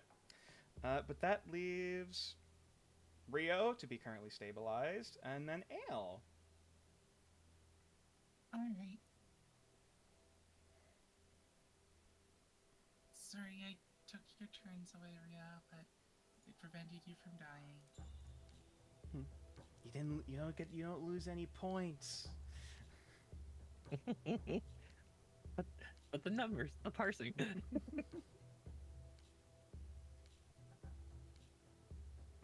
just gonna move to the edge here. You brought I'm back just the gonna body shoot so you don't lose Eldritch. points. I'm just gonna shoot Eldritch Orb across. Sure, into, pop off. That absolutely hits. Roll damage. So, how do you want to explode this guy with the Eldritch Orb? Where do you want to aim it? Right to the face. Okay. Yeah. As you yeah, as this guy immediately His team crumples. hurt my kitty. That's fair.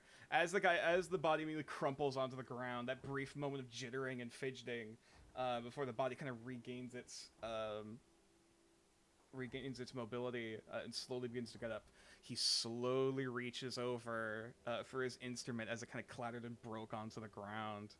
Just kind of this solemn, like, shaking hand, trying to reach out one last time for it.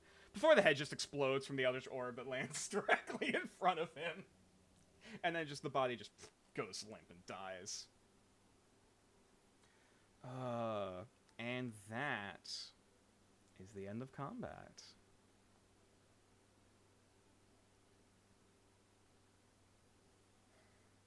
And as a slow silence begins to settle upon the battlefield, eventually, just simply stepping out from behind one of the trees. Brief minute. Come on, where's his token? I hope I didn't lose him. There he is. As Galan just kind of steps out quietly from behind a tree. Just slowly, just... Bravo! Simply bravo! That... Oh, gods, you absolutely demolished them. As he just kind of looks over the corpses just sitting over here, and will very quietly just kind of, like, gesture over to Rio's unconscious body. Just, come here, come on, up, get up, get up. And as he just kind of waves a hand, you are immediately conscious again. Yay. How hurt am I? You feel fine. Currently.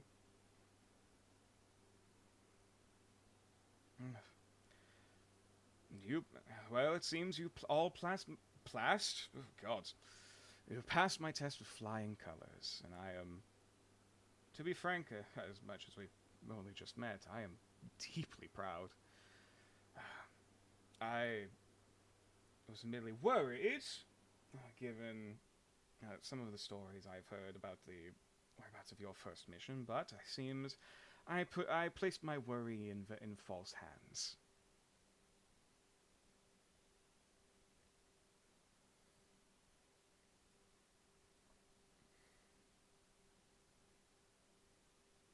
And Yue just kind of glances, like, turns and glances, starts slowly walking over. It's like, hopefully it'll be so easy in the future, but we'll see. Well, it's not often. I'm afraid you won't always be able to get the drop on your enemies, but all of you reacted quite well. Not curious about the disguise, though. Peering over towards Mew, still currently shifted. Oh. I thought it fitting, given the terrain. I might have to discuss later about where you got the idea for such a wondrous disguise. He smiles.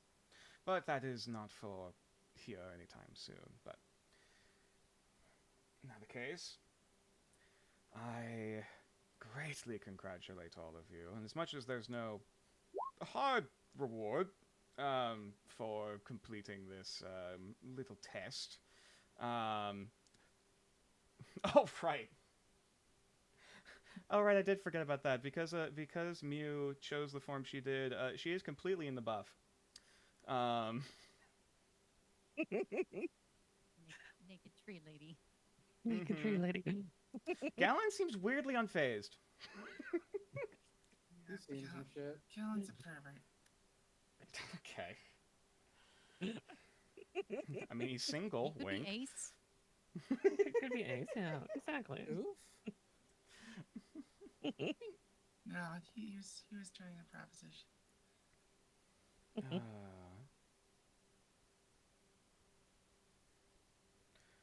Oh, yes. Yeah. Like I said, as much as there's no stringent reward for completing this middle mission in the manner you have, I'm sure I can maybe negotiate some additional supplies to give you and your compatriots you'll be bringing along as you go on to your next expedition. If there is anything specific you would like to acquisition, and I can try my best to scrounge up what I can in the next handful of days, but I can't promise any miracles. Do you have a bag of holding laying around? Like I said, I can't make any miracles. The brow kind of furrows, like, oh dear.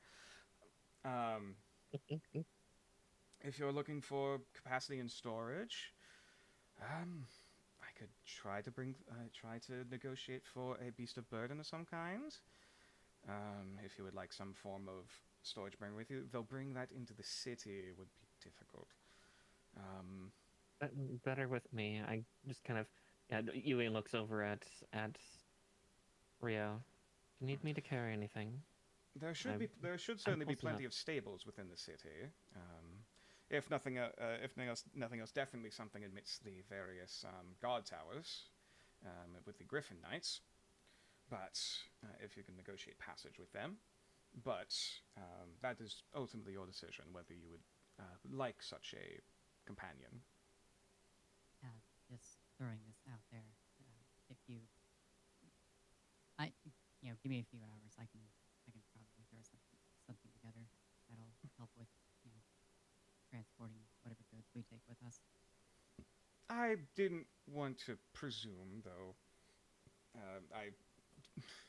Yes, I would have encouraged your artificer compatriots to acquire such things to be able to bring with you regularly. I'm afraid unattuned bags of holding are quite rare and are quite invaluable to bring along due to the materials they require to be separate from their creator, to put it simply. Demi-planes and pocket dimensions are complicated even in such a storage system. I'll spare you the details. But yes, if there's anything else you would like acquiesced, I'm definitely negotiate getting some healing items to you, especially given your current composition. As well as if you require any specific equipment. The most I will say is that magic items are likely out of the question on such a short notice, unless it's something common that's already on site.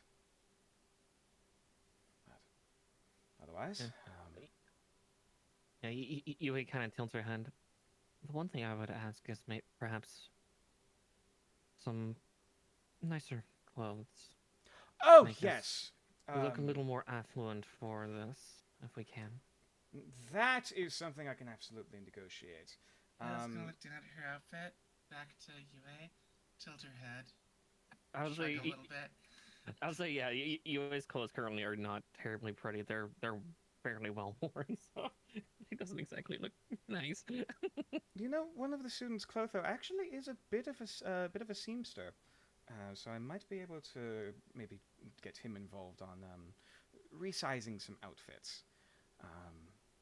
If you would like, that'd be helpful. If you'd like to request anything specific, it won't be the most elegant thing in the world, but at least something formal. Mm-hmm. Hey, Nature, do matches exist? There are match boxes or tinder boxes. Mm-hmm. If you want something to be able to start fires. Yeah, like flint and steel. I have a tinder box, but Cat can't. He's trying to rub the paws together, trying to roll the stick, come on.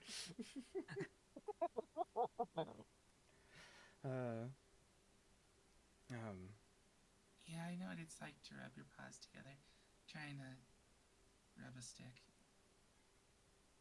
I'm gonna act like I didn't hear that. Anyways. Not the case. I suppose all of you have absolutely earned your rest. And if there are no more questions, I'm more than happy to drift you all back to sleep. Unless you would like to enjoy the rest of your time here. Just don't look under too many nooks. And just kind of smiles looking over at Ale for a brief moment.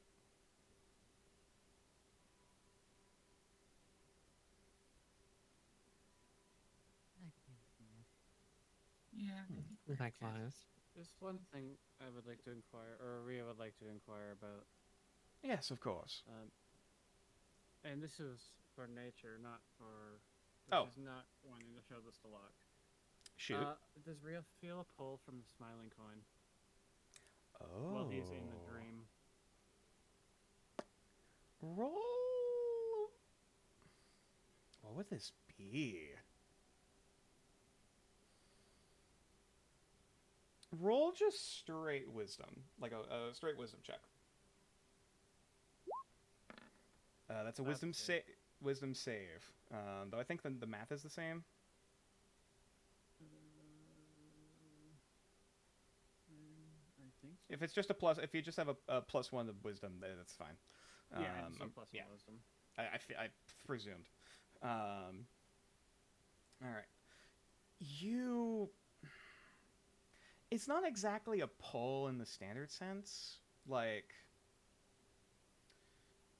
it's this weird feeling, like it's like the most faintest of like a magnetic, like static.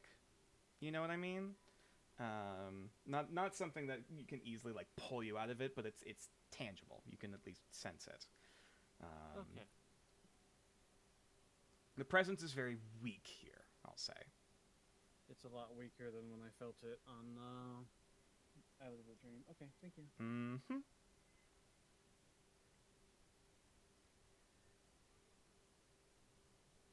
Alrighty. In that case, Galan will simply bow to you all and go with a sweep of his hand. All of your visions slowly fade to black, and all of you drift off into wonderfully dreamless sleep. Alright, so, actually, do we want to take a quick break here?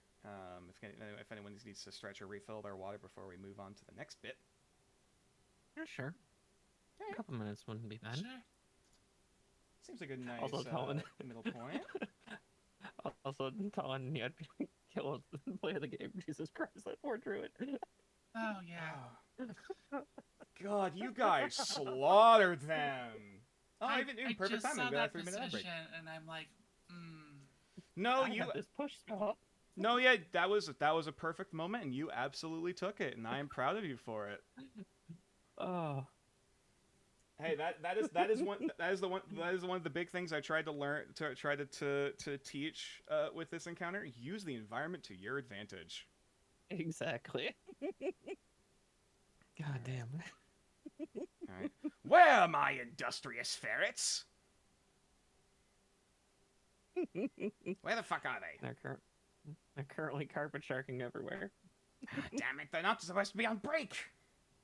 There they are. There we go. All right. But yeah. All right. Everyone, drink your leg, stretch your water, take a minute to get up as you need to. And we'll come back. We'll come back to it at about. We'll take about 5 minutes. We'll say before we sounds good. go on. And then we can go on to the preparatory downtime. You got 5 days in game to prepare before you shall head off to New Arcaster City. Let's pop over this big map. There we go. All right. There was no redeem for stretching, but I will still do that for myself as I go and do a hydrate as well. Guess I probably shouldn't yell too loud because it is pretty late, but still. Oh my god, You guys destroyed them. I mean, to be fair, I really did give didn't. them like. No, that's not a bad thing.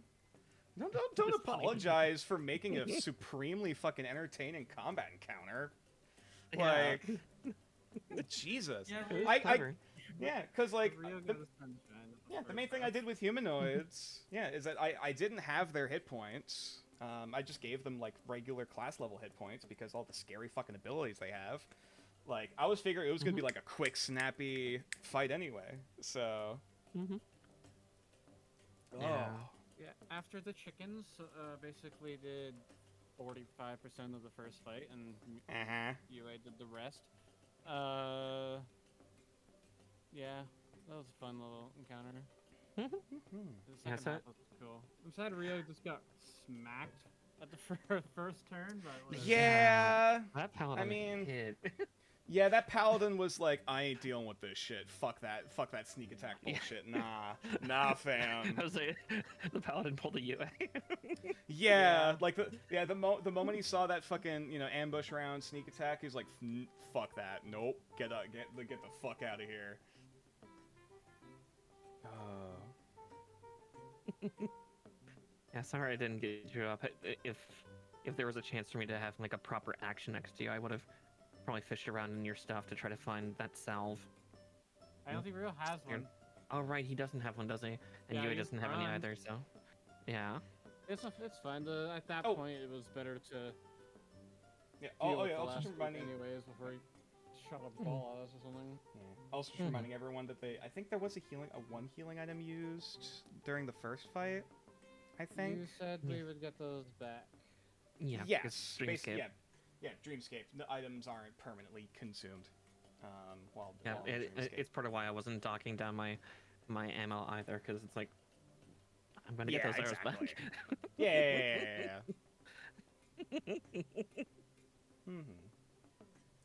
That was fun though. Holy shit. Oh yeah, that was great. Oh yeah. Hooray!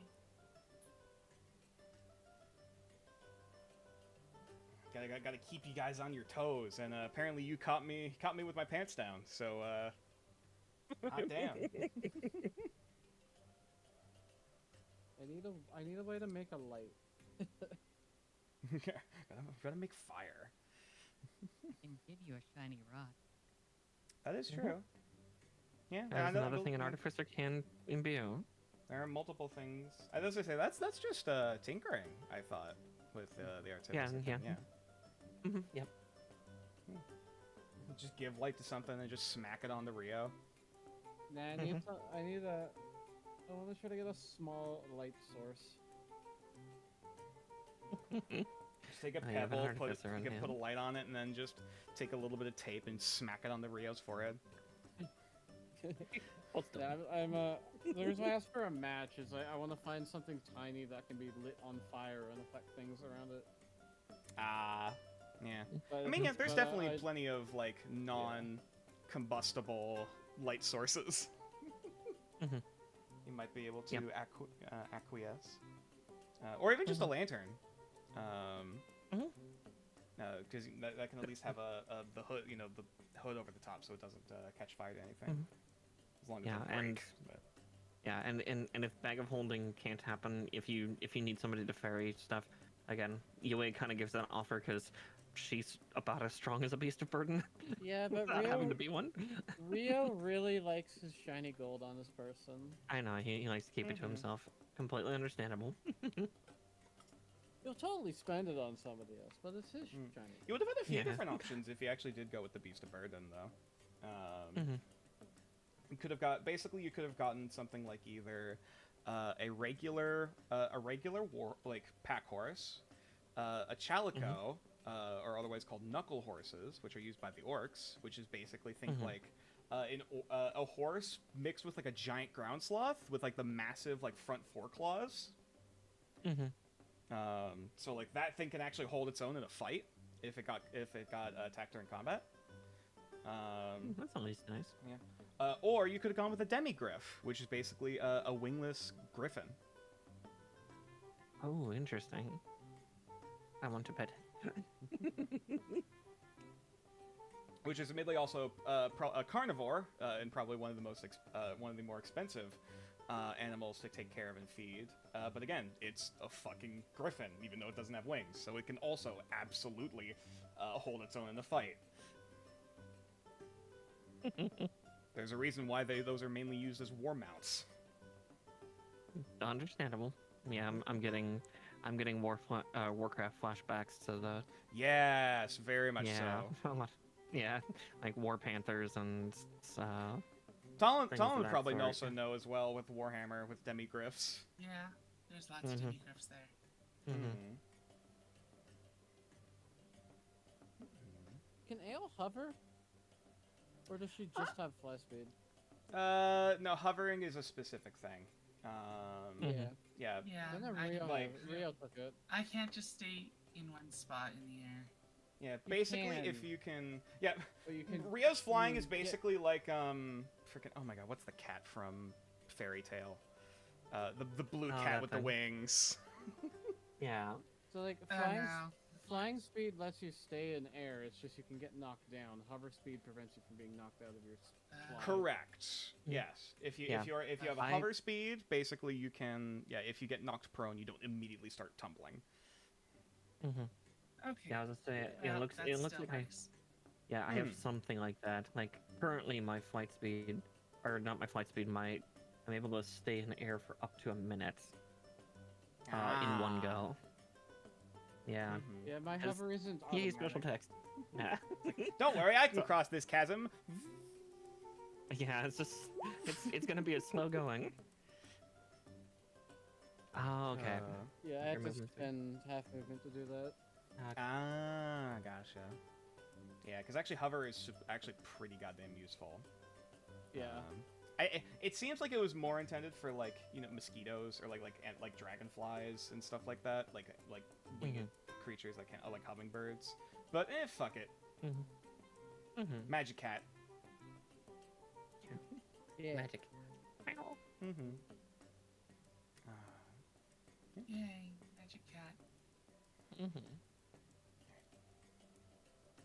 Everyone back? Yeah, I was wondering how good was it that I did a spare the dying on you? I don't know because I don't know what a past saving throw or death saving throw is. Admittedly, because it was the dreamscape, if you died, you would have just Woken up. went off back into dreamless sleep, and you would have just left the dreamscape. No, if you die in the game, you die for real. No, not in this Right, case, right. at least. But yeah, normally with 5e, I was gonna say, I think you already know this with Baldur's Gate 3. Make 3 successes before 3 failures. But so to stabilize. Yeah. Okay, Mara's going to grab food. Okay. Yeah, wait a little bit longer.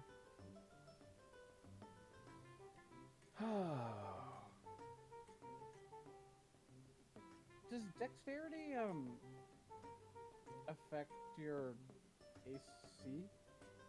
It does? Yes. Depending. Depends on the armor, but yes. There are some armor sets where it's just a baseline, like plate mail I think is just a baseline armor value, whereas like leather armor in base 5e, it's either 15 or 16 plus dex or something like that, or is that studded? I'm not sure because like if I go up to 20, if I get another +1, it doesn't increase my AC automatically, but Yeah. I don't know if I can manually do that. That might be something to tweak on the character sheets. Plus, I know you can do like modifiers. Oh, okay. Yeah, Sorry. that's right. Hold on. Let me come over to core. Okay, so your armor class is already 15. So yeah, it already does it manually. Like if Yeah, I see it. But if I yeah. like manually change that to 20, the number doesn't go up. Yeah, sorry. I see what you mean. Oh no, it does. I don't know why it didn't before. It didn't like. That was weird. Huh, yeah. Oh, yeah. Light armor is no dex cap. Medium armor is a maximum of +2 dex bonus. Heavy armor is no dex bonus. Thank you for the information, Benz. I couldn't remember the full details. Yeah. So yeah, say for example, if you just had like a +4 to dex, but went with light armor, even though it's an AC of 11, you're still a 15 armor class, as Bria already has. Medium armor master feat gives +3 medium armor cap. Oh, okay. So you can actually I'm back. become a frontline tank. Interesting. Yes, welcome back, Mara. Wanted cheese. No, that's more than fair. Actually, fun fact, Benz, because of the new chair I'm in, I'm not shrimping nearly as much as I used to. Well, I guess I shouldn't say that. I do lean back in my chair pretty frequently as it just loudly creaks.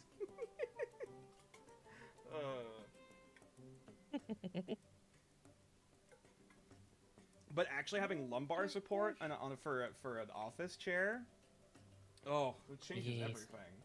This is great. But yes. Is everyone back? Is everyone ready to continue? Yeah. Yep. Yep. Alrighty.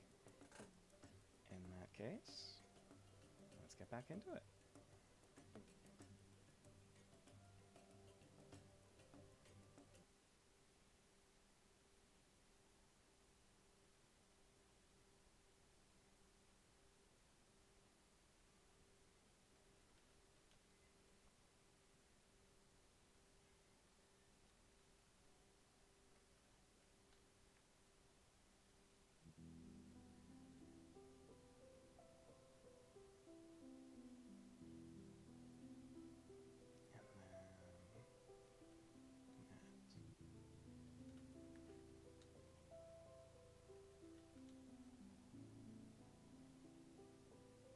Perfect. Alright. So, we of course return to the Adderlight Archives. As once again the party has... Oh, probably should actually bring it over onto the stream. That'd be great. There we go. As stated previously, the party now has about 5 days to prepare, plan, request as they see fit, whatever they feel is might be necessary before they head to the capital city. And actually, before just to make things organized, unless people want to synergize on doing things, which is more than valid. I would like everyone to roll initiative, just to get a bit of a tracker going. Oh, fuck.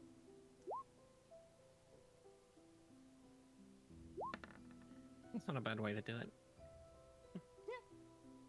That's how I've done it before. Alright. You got a 7 on your initiative bonus? Yeah, Ale's scary. Yeah, because she's adding her intelligence to it as well. Mm-hmm. She's got both. Oh, that's crazy. Mm-hmm. I have weird witchiness. Mm-hmm. She's so smart, she moves faster. All right. In that case, at the very front of the pack, we got Ale, which once again, you have 5 days to plan, to research, to prepare, to question, to acquiesce. What would you like to do?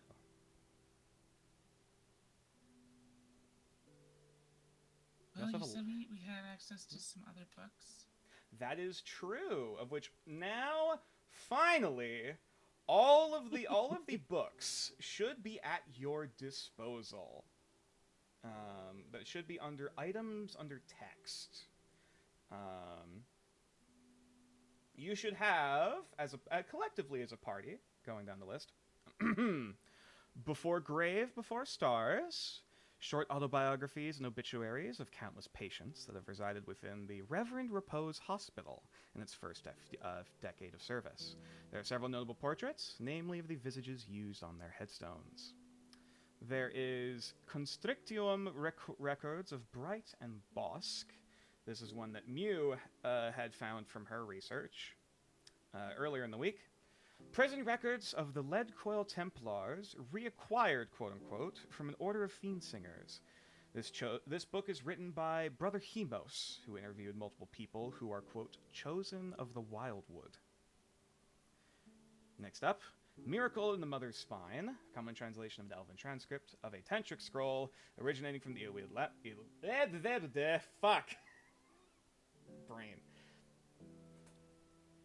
Mountains. Actually, no, it'd probably be smarter to just... All of you should have access to this if you just want to skim through what you would want to read. That is of your decision. I just realized that as I started reading, I was like, actually, there's more here than I anticipated. Okay. Yeah. Do we get a sense of which ones are which tied one? to our... Yeah, which one are ours again? I don't think I actually put notes. Okay. So...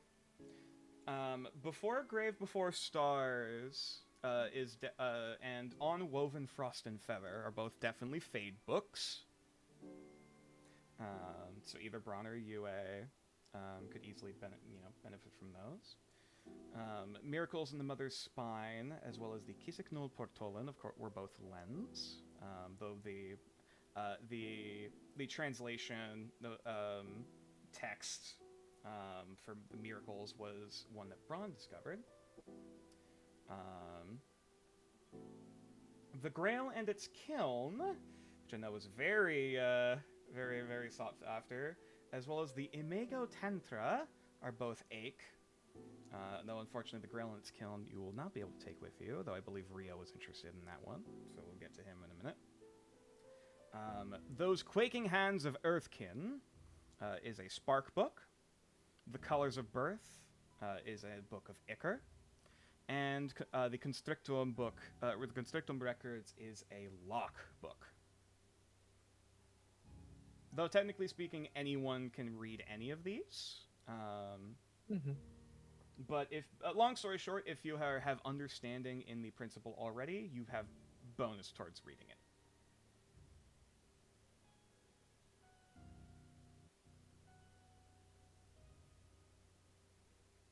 Right. And that's also if you share them all amongst yourselves. I think at this point, now that we're kind of aware of what these are, and we're aware of the principles, like, Aile's gonna make all the ones that we had previously kept, not really secret, but just sort of accidentally to ourselves, knowing. Yeah. Understandable. It's tucked away. For any who want to delve through their tomes.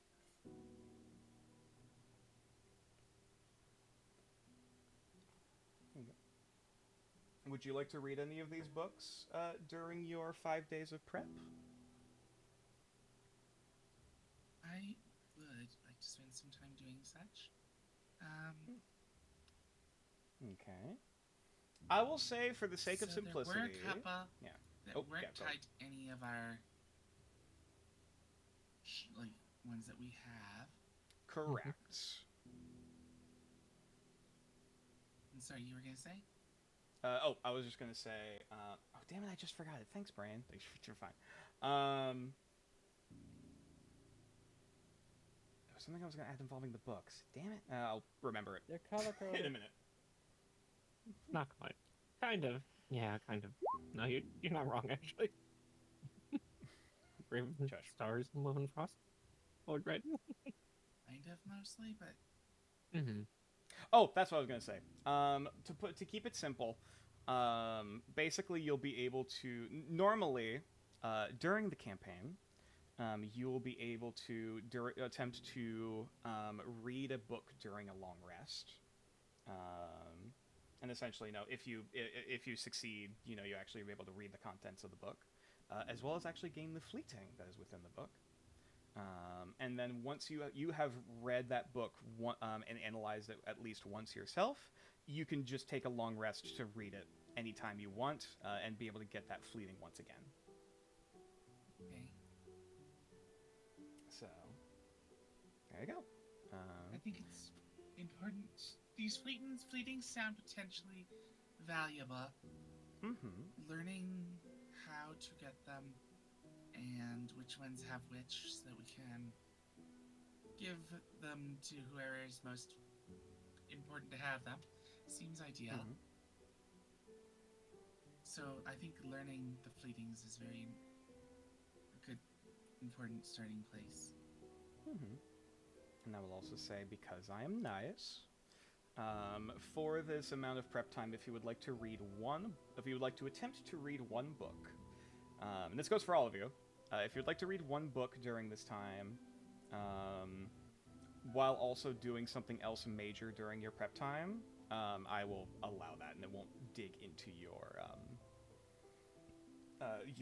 time for preparing. Foltyn. I already have an idea.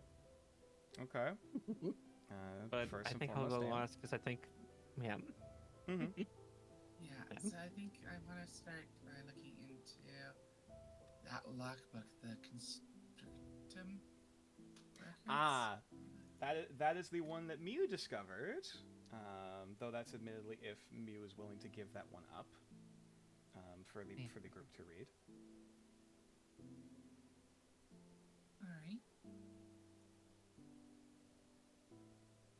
Sorry, was that a yes? Was that a yes or a no? Oh, okay. Yeah, I'm not gonna do it myself. Okay. All right. In that case, please roll for me.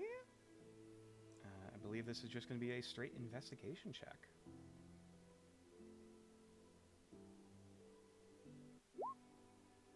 10.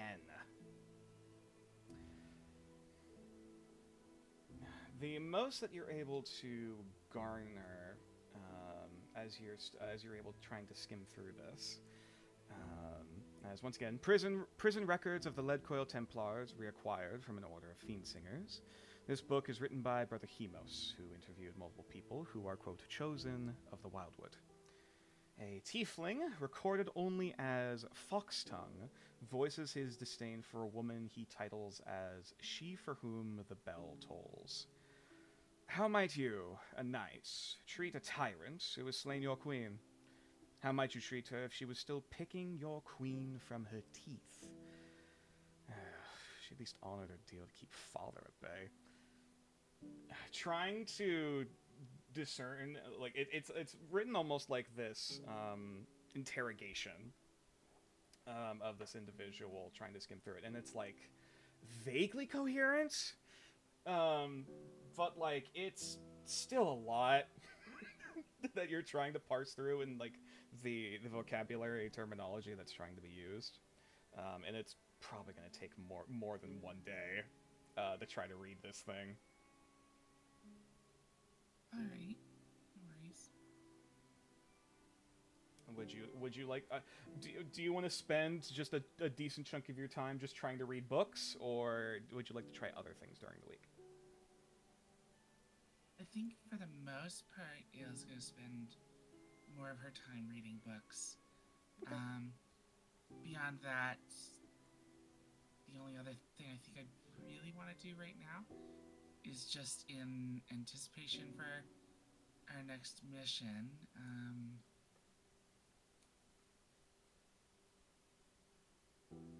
I would want to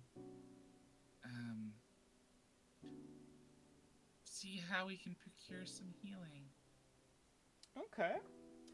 Either if there's potions available, or getting to spending some time just sort of getting to know the skill sets of the retainers.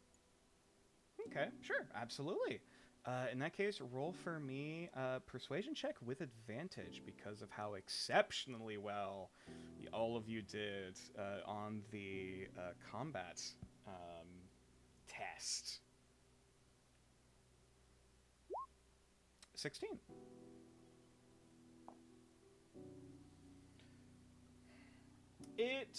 You come forward on Galan trying to on acquisitioning some healing items, and it takes a few days before he eventually gets back to you. And he eventually comes over to your study area, briefly taking you away from Winfrieda, as he just kind of sets down this big ol' tray of various substances and elixirs, and then just sets out some of the vials. Now, this is as much as I was able to gather on such short notice, as well as what we already had in stock. Mielowin was able to whip up at least a handful of these to be able to dull the edge, we'll say, on your next few ventures. You will end up getting... One moment, please. Let me do a little bit of math.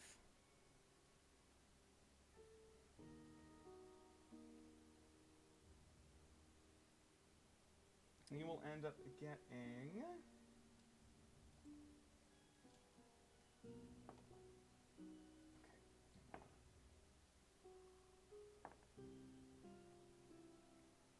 That is going to be 5 healing tonics, which is the equivalent of the standard healing potion, as well as...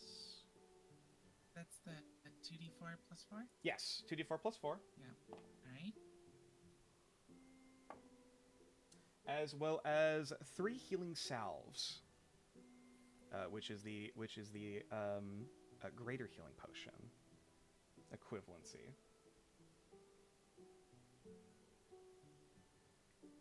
Which should be 2d6 plus 6, if I recall. And those are to be divvied up amongst your group, as you would deem necessary. Of course, thank you. Of course. Wonderful. Alright. I just want to let you doing this. Take care. He just picks up the whole tray and just walks off again. And you also mentioned wanting to getting to know some of the other retainer options, put it simply, mechanically. Yeah. This will be another persuasion check.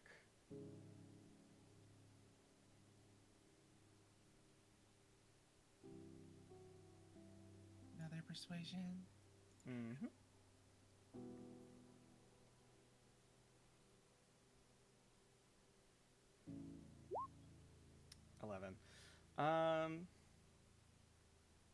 I'll say for the sake of this, it's been a bit difficult to try to keep up a conversation with multiple other members of the archives here, while also trying to get through the stack of books that you're trying to parse through. So I'll say you'll be able to interact with one of the retainer options, which I will give you the list, which actually should be publicly available. Yes, it is.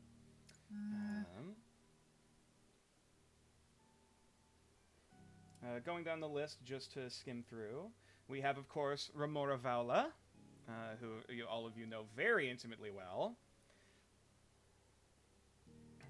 The heretic of the Radiant Clergy of Lord Callian the Righteous, student of Lens. Madoka, of course, being the student of Ache. Clotho, being a student of Fade. Brenda, being a student of Spark. Bella, student of Ichor. And Amira Bellator, which none of you really had the chance to interact with much, is being the independent student of Fang, who is currently essentially studying by herself at the academy. Or academy, at the archive.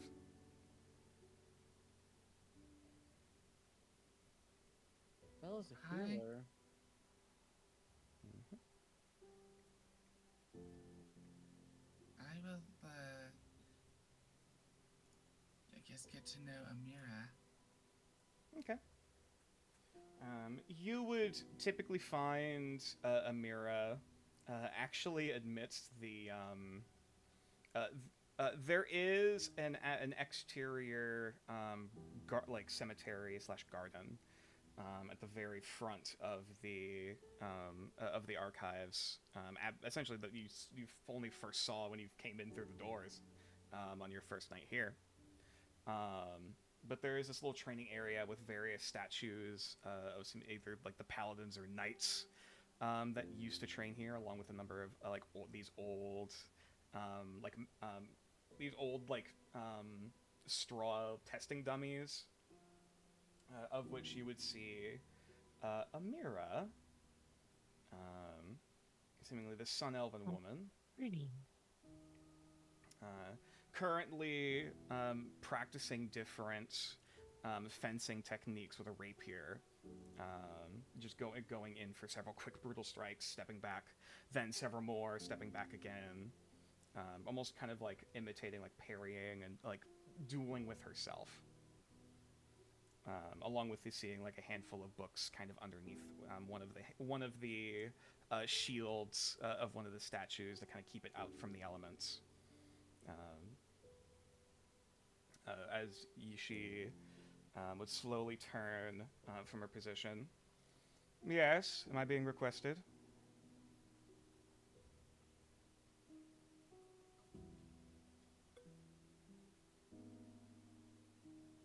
Oh no, I just hadn't had a chance to meet with you.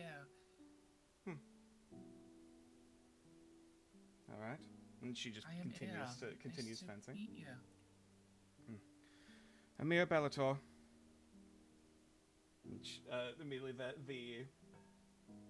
the head turns back, doing another several fencing motions. Did you come out to spa, or were you simply trying to make small talk? Well, I'll be heading on a mission, and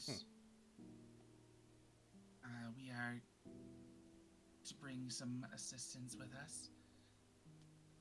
Simply looking to see whose skill sets might align with our task. I heard something of this expedition returning to the capital, as far as I understand. Indeed. Some form of esoteric auction, as far as I understood. Yes, infiltration and information gathering. Well, I am no stranger to the underhanded tactics of the various crime gangs that reside within the underbelly of such a residence. As much as I am practiced more formal techniques. She kind of just gestures to her own regalia. She's currently wearing essentially looks like a military a military general's uniform, just minus all of the badges and like accoutrement, just very plain. Oh, for example. Yes. And she just kind of eyes you up and down, just kind of gazing into your eyes for a brief minute with a bit of more intense of a glare than you might expect at first, and she is going to insight you.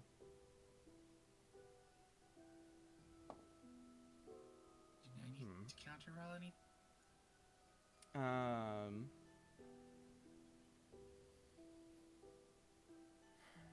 I guess here's a question: How is Ale kind of holding herself in front of this woman?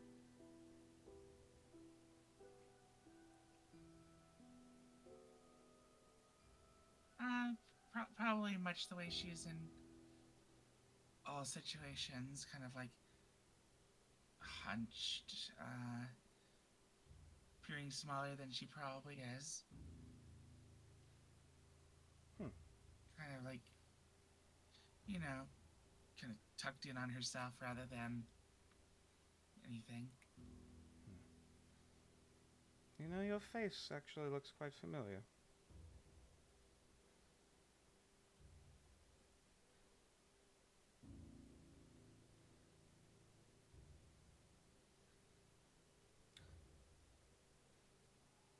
Not quite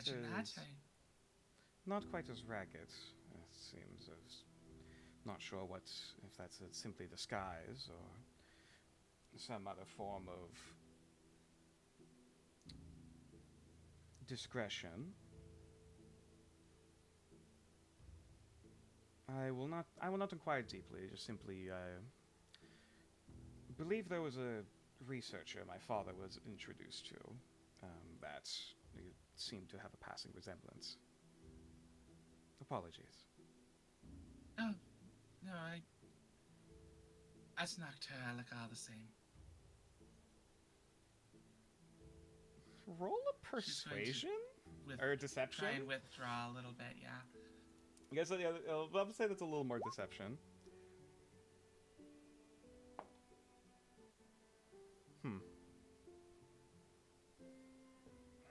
What business you had with them, if you are connected whatsoever, is not my concern.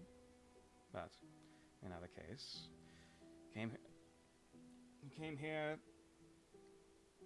to request of my talents, or inquire of my talents, pardon. As you can likely plainly see, I'm very acquainted with military tactics and various combat scenarios, if should such command and such advice be necessary. I am also the one and only student of the principal of Fang here on the establishment, as there are no other professors here to train me. And so if I must be self-taught, then so be it. I wish to ensure to prepare myself should any such drastic decisions be made necessary. Of course, thank you for your time.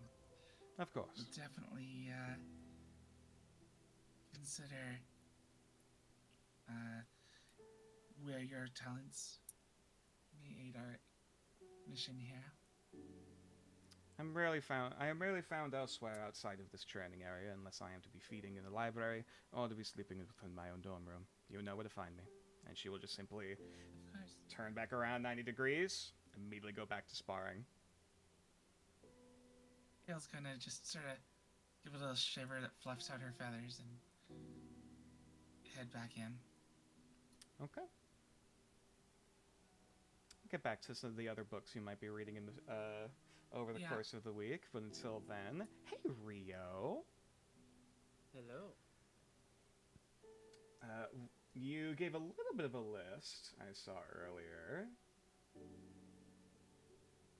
I can only presume which book you would like to read as your freebie. Yes. I would like to read the Grail and his kin.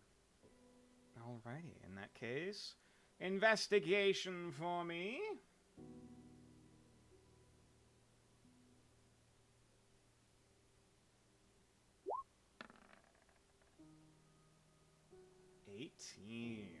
Wonderful. Alrighty. So, The Grail and its Kiln. Bring it up for chat as well. Written by the self-described tiefling author, pen named Thurston Cinders. He writes heavily on birth, starvation, and the, quote, flames that spur creation. Though the first cooked meal was by fate, the second was by desire. Fate and want and need have spurred creation since the first thought entered our minds. Starvation prompted us our fields, our plows, our hooks, our nets. Passions and flames have always had their dances, as does the flesh swell with desire. I can feel her gasps in the sky, his sweat in the tide, her heat in the flame, his rhythm in the earth. I know not the words that they spoke, but let us remember their union and what drove them so. The author luckily writes only briefly on the ties between birth and blacksmithing, but focuses heavily on the urges that spurred both. The rest of the novel details not only stimulating concoctions that may be shared in pairs, but of ingredients that, quote, fasten the heart so that magic may flow like wine. It also offers many different positionals of questionable magical significance to the rest of the text. So, after finally getting the chance to read this book and discerning through some of the very blatant indulgences that seem to be written in here, you have managed to discern and learn the Arcanum, Dream's Prospect.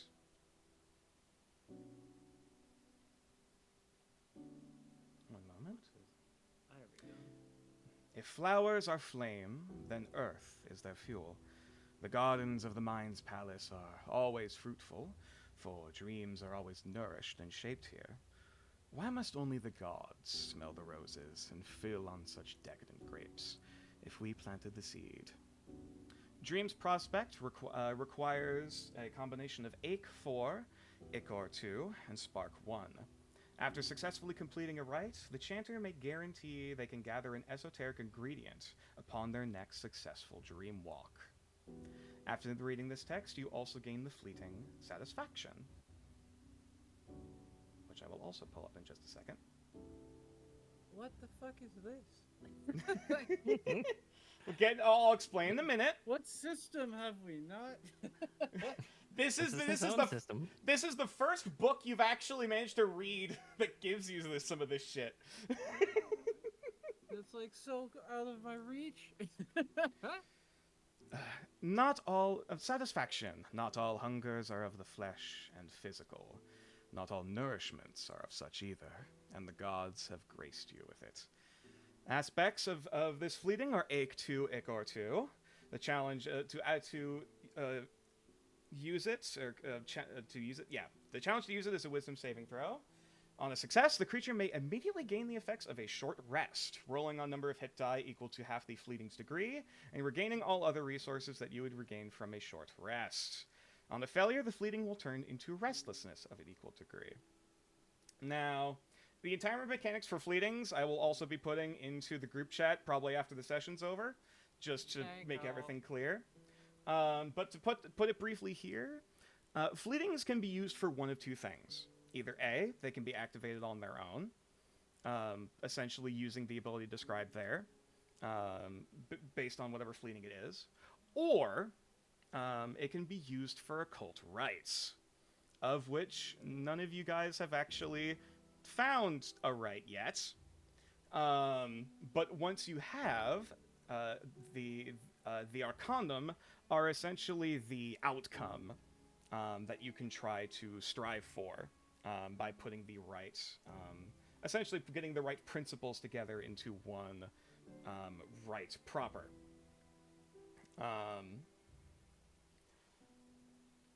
So yeah, essentially, once you are able to find a rite and you actually get all of the materials together to meet those requirements, you'll be able to achieve the result. Now is the question of how the hell do you get there? Yeah. Welcome to the occult, baby. And also, of course, the first book that's actively like analyzed is the most like sensual book that I've written for. Because Do you have a copy of that text you could DM me? yes, I can put that in the full description into the text box there, and I can also put it into the group chat if you'd like. Mm-hmm.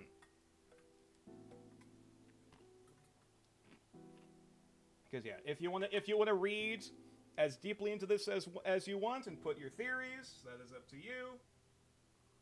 Otherwise, the only thing you need to worry about mechanically is what you have learned. Dream's Prospect.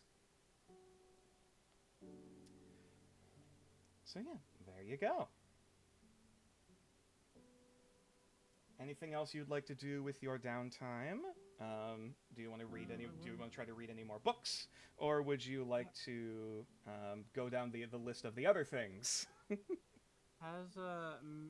Moo hasn't actually started making the thing yet, right? I don't think we've actually talked. Yeah, about we'll get to Moo and her downtime in a minute. Though I will say, I will ask Moo. I'm guessing you're planning on trying to craft the magic item in question. Okay. So yeah, we'll get into the details of that later on. That'll be mostly on Mew's end. Okay, perfect. I'm getting that done.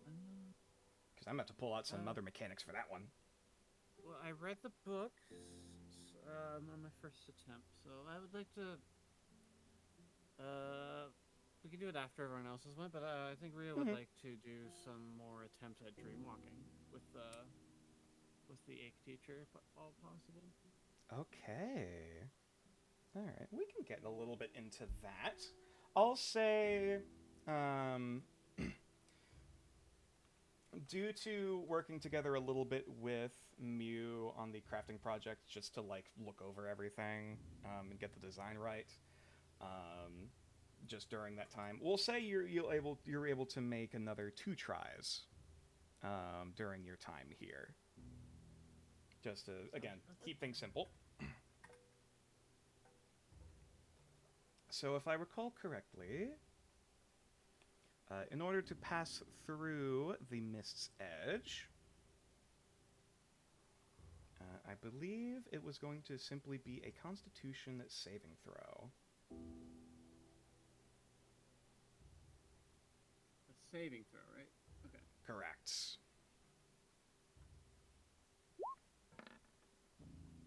Five. No, come on, buddy. All right. First one's not so great. And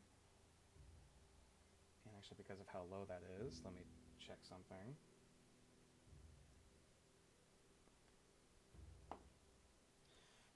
Yeah, I'm afraid your first time around, you actually have a very similar nightmare as you had previously, in which, for a time, as you begin to walk through the sands and the scorching heat bears down onto you, everything immediately goes cold.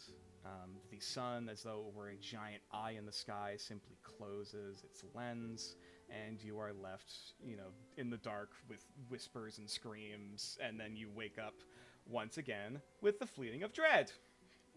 Yay! Which, I will say for the sake of this, because of where you are, you don't need to worry about, like, any stress that you would gain from it. So I won't read out the whole mechanics of it here, but yeah, that happened. All right, round 2.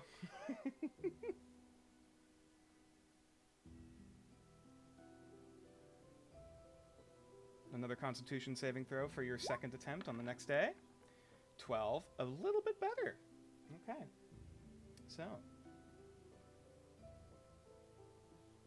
in that case now, for the first time, as you once again, with the help of some other substances to kind of help dull some of the anxiety and help drift you off to sleep quicker.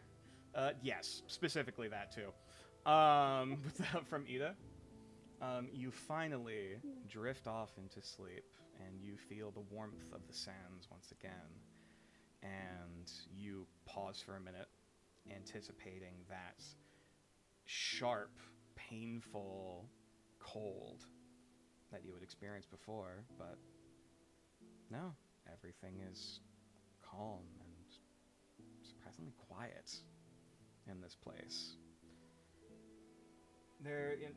You can only barely make out the soft gust of wind billowing against the dunes as you simply gaze out into a sea of pale golds and ivory whites of dust and powder, just for miles upon miles. You, as been described before, you can't really see where the horizon ends and the sky begins at a certain point, but the world is out before you, and you feel this vague pulling, not from any one source, but just this urge to walk. Roll a d6 for me.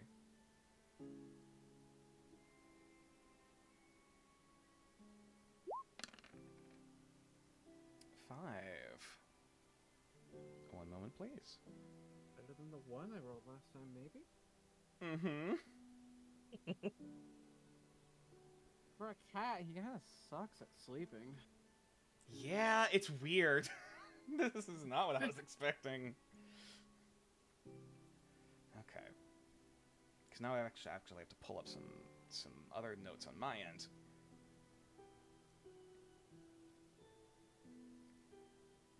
Okay, so as you walk and walk and walk for an indeterminate amount of time, the dunes of sand progressively get smaller and smaller. The more you crest over them, until finally you crest over another. Your paws are kind of aching at this point, just feeling like from how long. Even your wings feel tired, as every limb is just kind of dully throbbing with pain. And finally, as you reach that moment, you crest over the horizon and see not pale amber gold or ivory white. You see splashes of color, of bright golds and violets and indigos, and this sea of paint and ink cascading and crashing against the shoreline. And it's slightly cooler here, or at least the heat itself isn't as painfully gazing down upon you as you look out upon this place. Roll a d10 for me.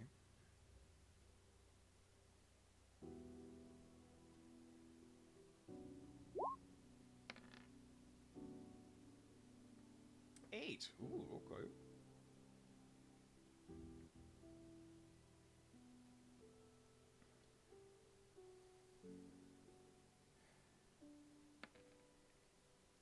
As you look out upon the horizon line, now I need to check another thing real quick.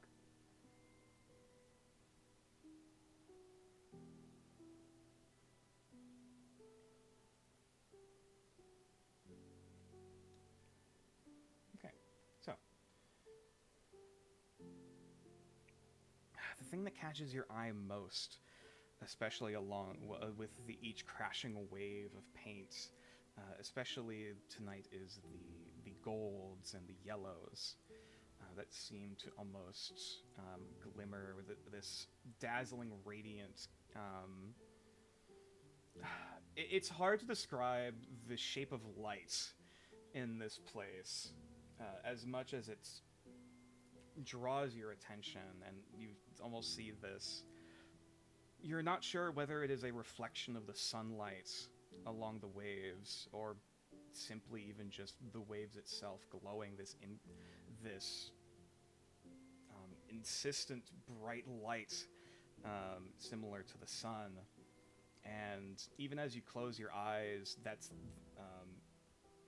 it's not simply darkness anymore, or whatever warm colors you see from trying to close your eyelids from the sun. These colors remain in your vision even after everything.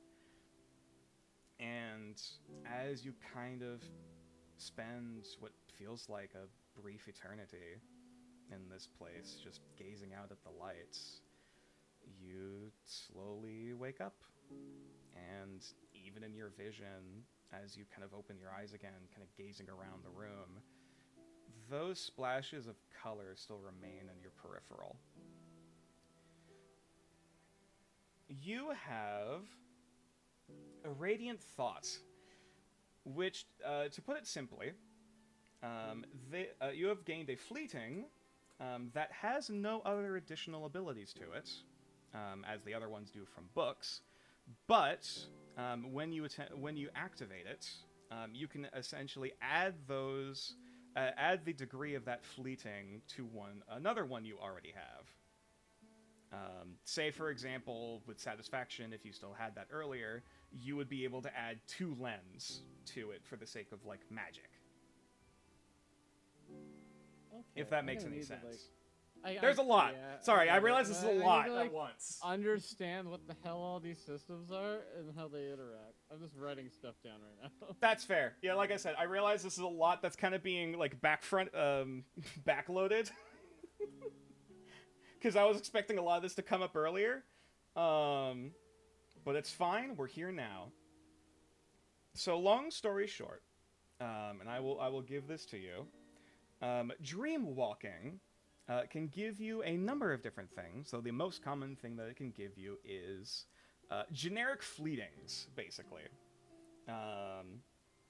And those generic fleetings can either just be used by themselves for the sake of magic, or added on to other fleetings to give them more power. So yeah, again, I will put the description of all of this into the chat after all this is said and done. All right. And also, as you have... God, sorry, I can feel my throat starting to give out. As you have discerned with the Arcanum earlier, there are other things that can be gained from dreamwalking than more than just fleetings. For example, physical, tangible ingredients that can be harvested from the dreamscape, as well as whatever the fuck you may end up finding here. So, this is merely the beginning. So there you go. You've uncovered and taken your first steps into dreamwalking. Congrats.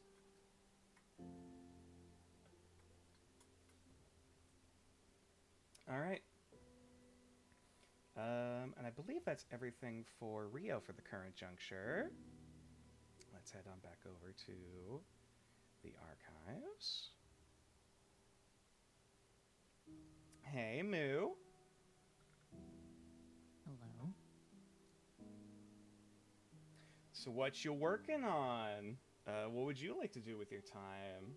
Well, actually, first and foremost, before what book would you like to read as well? I think the obvious choice is the one for Spark. Those quaking hands of Earthkin. Mm-hmm. Alrighty. In that case, roll for me an investigation check. And this will essentially add a +1 to whatever this is based on your understanding. Forgot to mention it earlier with Code's roll, but it didn't really matter because of how high the roll was. 11. This is a lower DC because of this being one of the earlier books. So I will be nice on this one. Those Quaking Hands of Earthkin. A common translation of an older dwarvish medical and psychological journal. It seems to focus primarily on the effects of Emilyfantasy, a strange mood, quote, that has been infrequently and spontaneously appeared in dwarves, halflings, and gnomes. Referred to as the brain buzzing or lightning hands by gnomish communes, Emilyfantasy seems to be most frequently occur in craftsmen, bards, apiarists, and partisans. If the patient survives the encounter and is capable of finishing their creation, they will typically not hold memory of the event, nor will the body hold the same skill nor dexterity as often observed during the creation process. This is puzzling, as they will still hold grudges and experience great antagonism towards any who impeded their creative process during this phenomena. One of the most notable cases was a hill dwarf chandler, basically a candle maker, named Ingish Inodrith, who made not only a masterwork beeswax candle of honey and jasmine, but forged an iron candle holder from nails pulled from a work cart in the shop he held himself in. The only furnace there was designed to smelt wax, not iron, and would have been unable to reach high enough temperatures without damaging himself or the infrastructure. When restoration magics were administered to regain his memory, Ingish only provided one response. All I could hear were the honeybees outside and the work bells in that damned city. None of them would keep quiet.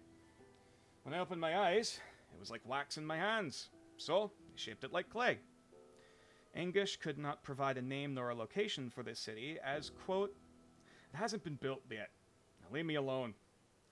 Even after the reading this passage, a warmth glows in your palms, eager for what it may pull from the mind. You have learned another arcana, the arts of shaping, which I will also pull up for everyone. Inventors, smiths, and even murderers have sung the same words to their tools when they pray to perform their work. In the voice of an adept, however, the tongue surges and sings with candescence. Iron becomes clay, gold becomes wax. Requirements for this includes a certain amount of spark, see below, and an ingredient or tool. Either may be used as part of this rite. I will shorthand the whole description here because there's a lot going on here. But long story short, you can turn other magic items into tools for the sake of esoteric rites. Essentially infusing ingredients into an item being crafted or repaired. You can also use the arts of shaping to repair magical items that otherwise cannot be repaired at all. That's useful. Mm-hmm. So yeah, that is the very basics of it. Essentially, the more of the aspects that you need is based on the rarity of the magic item. Blah blah blah blah blah. You kind of get the picture. So yeah, that is what you're able to pick up on during your downtime. Now into the actual crafting. Because I believe you wanted to work on those gauntlets. Yes. Now, for enchanting a custom magic item, there are two separate rolls that need to be made for the sake of the time and resources that you need for this. You already have the skull. You certainly have the time to be able to put all of this together, which I believe would take about 3 work days. I believe for the one that requires attunement, the one that I sent you, which I believe is the one you're going for.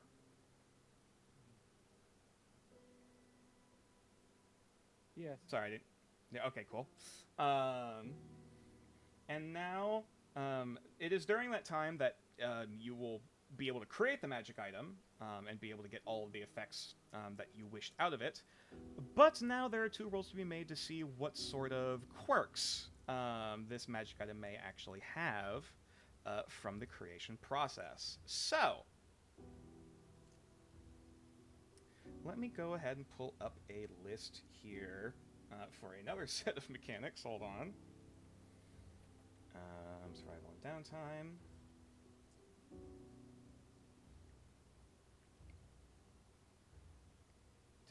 This was a uncommon magic item, if I recall correctly.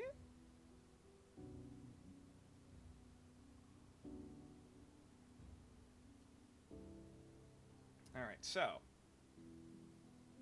Because of the fact this is, mechanically speaking, technically just a pair of daggers.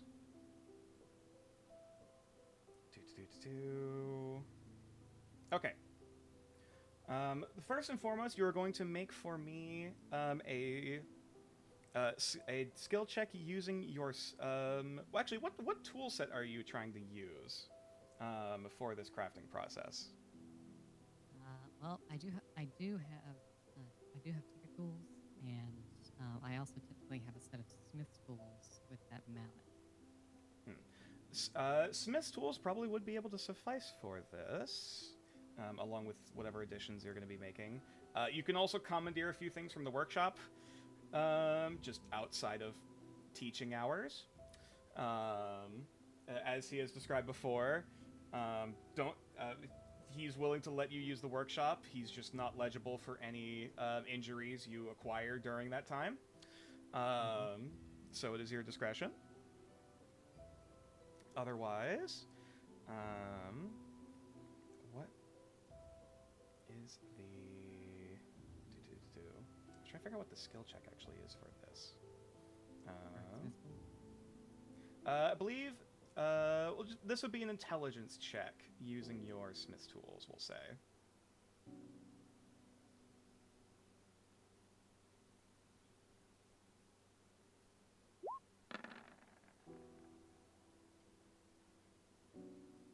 Is that the bonus to hit?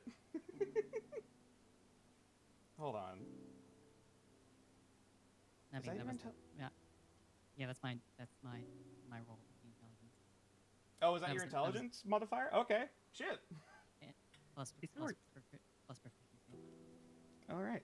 It's a weird experience trying to use this mallet for the sake of shaping, but actually, ironically, especially after reading the book, you kind of get a better feeling of like sculpting and kind of shaping with this thing. Being able to very gingerly, very delicately cracking the skull, splitting the skull in two, for the sake of being able to turn it into these twin gauntlets. And with an 18, this is very high, actually. Because this is 5 above the DC, you would actually be able to give a singular boon to the weapon, which we will get to in a minute. A singular mundane boon. And then next up now we have the enchanting, which essentially just uses your spellcasting ability, which is intelligence.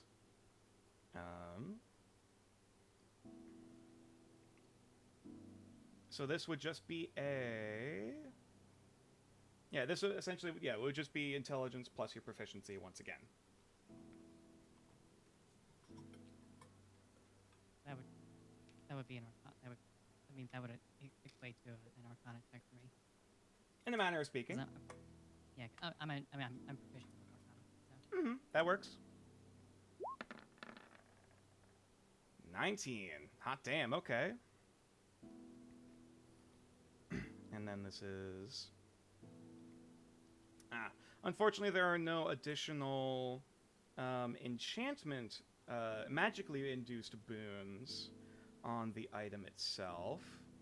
But there is actually a singular buff that you would be able to give during the smithing process, which means I need to grab another table.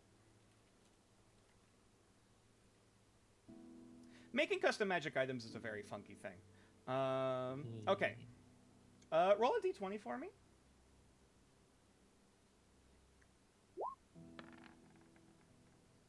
16. Okay.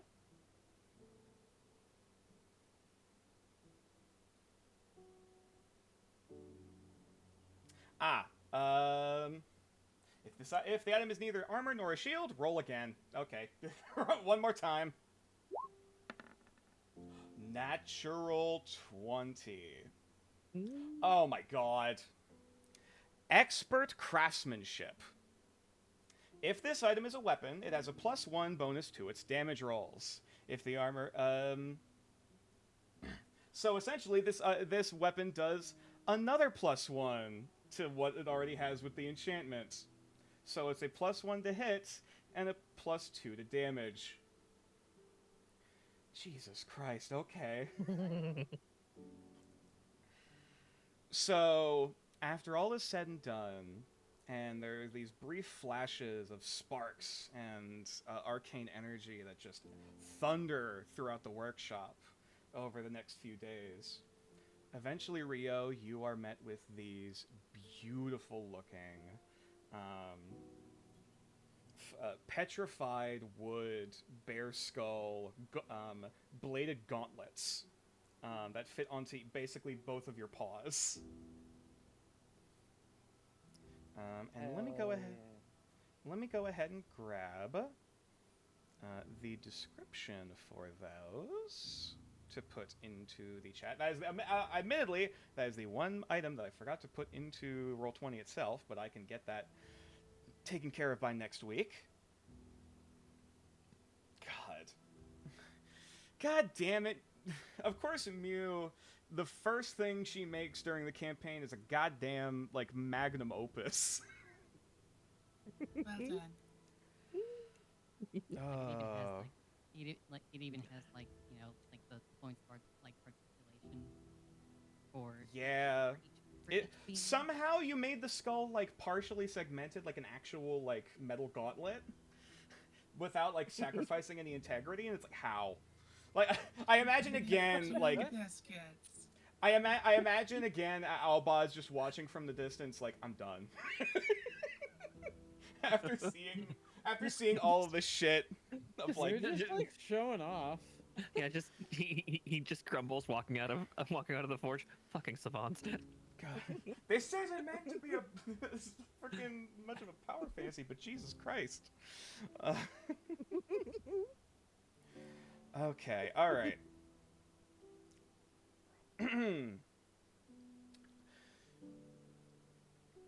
Congratulations, Rio. You now have in front of you a set of Storm Drum Battle Claws.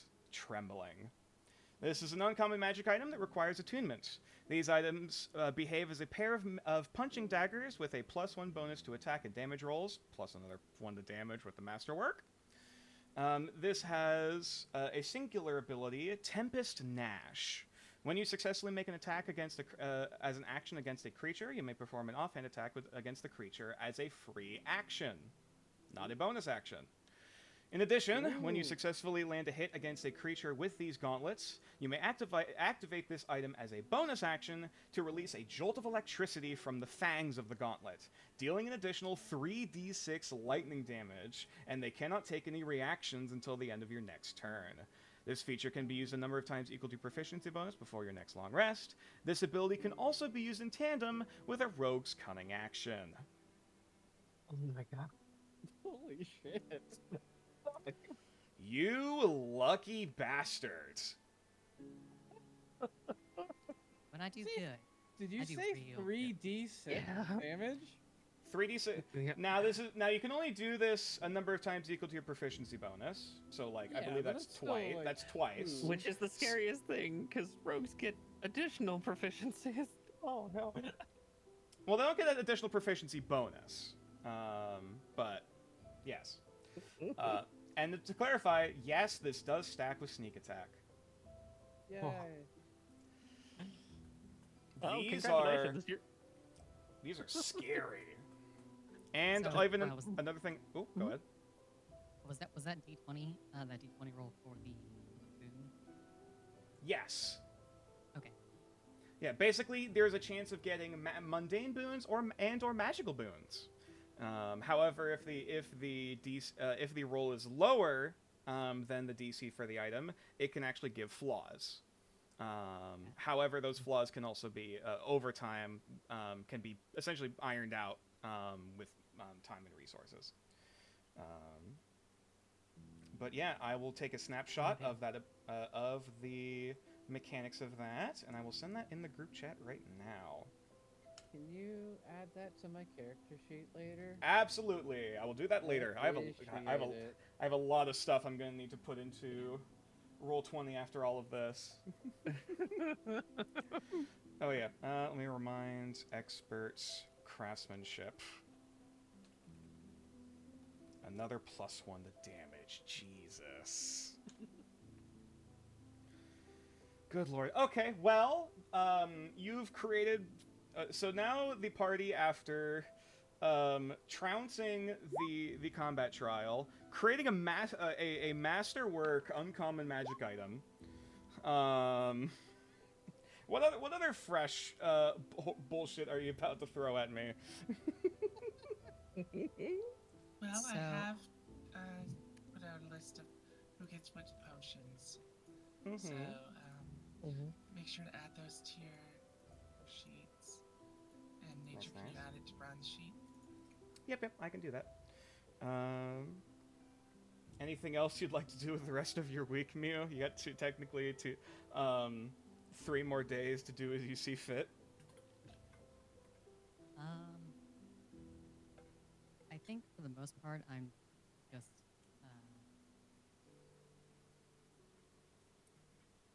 resting, keeping myself, tinkering, doing what I need to do, kind of away from everyone else. But Fair enough. there's one thing I would like. Oh. I'd like to speak with the instructor of law. Oh, with Galan? Yes. Also, again, you're coming through a little quiet. think it's just the positioning of my mic.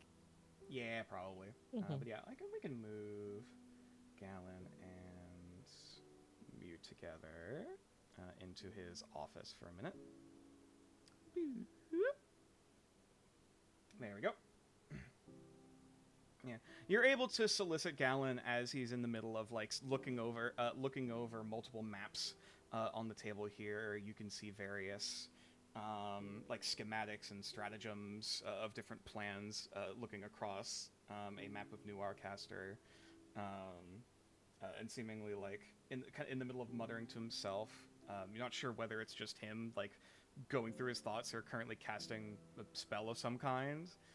Before eventually just kind of perks up as you come in through the door. Just yes, come in. I believe you wanted to. Sorry, I was the one who asked of you of curiosities that I noticed during the preliminary test that I'd given all of you. Mm-hmm. A very interesting disguise, we'll say, that you had chosen to shroud yourself in during the course of the latter half of the assignment. Well, I take it by your noticeable curiosity that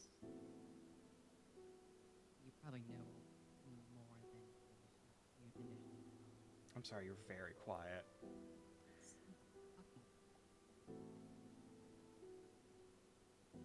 Like I can kind How of about hear now? you, but it is much much better. Okay.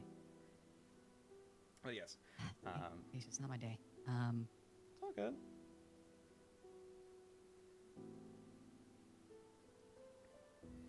But yes, I So was how- indeed quite how- curious. How much of that I- did you get? I was able to catch most of it. It's just, again, it was slowly getting quieter and quieter as it went on. Yeah, mostly caught that you curiosity. But yes, you seem to be quite a very peculiar individual, and I mean that more than simply just as the principle that has caught its hold within you.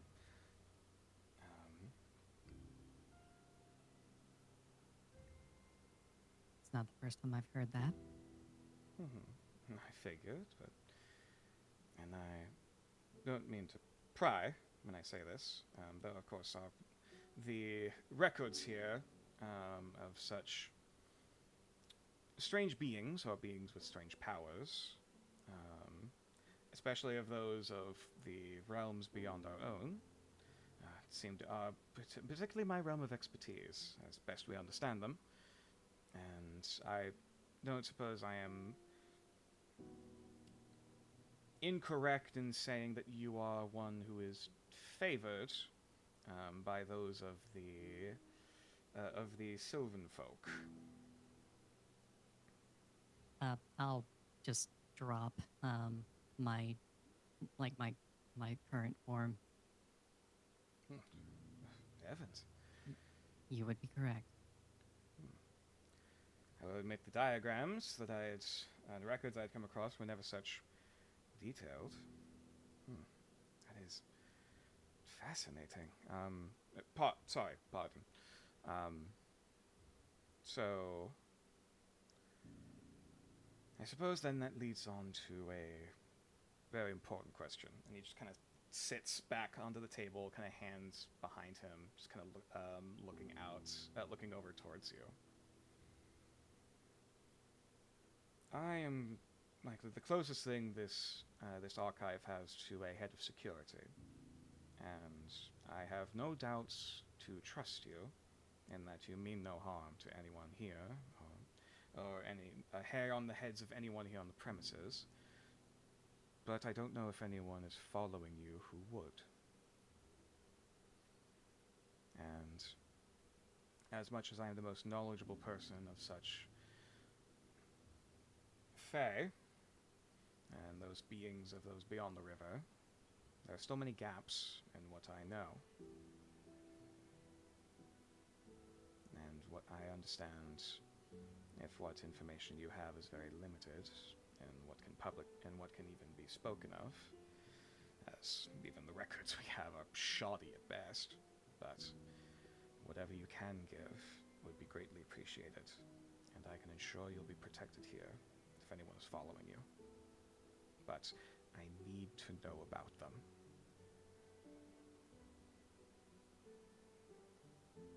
Well, as luck would have it, the main reason that I wanted to be a part of this and, be a part of this organization is for that reason. I don't know if there's anyone following me. I've been working under the assumption, since I set foot in New Arcaster that I always have eyes on me. And others like myself or other agents of those who exert their will over me. Galan will quietly nod and will just kind of hold up a finger like, pardon me one moment. And he will kind of reach back into a little crevice onto the side.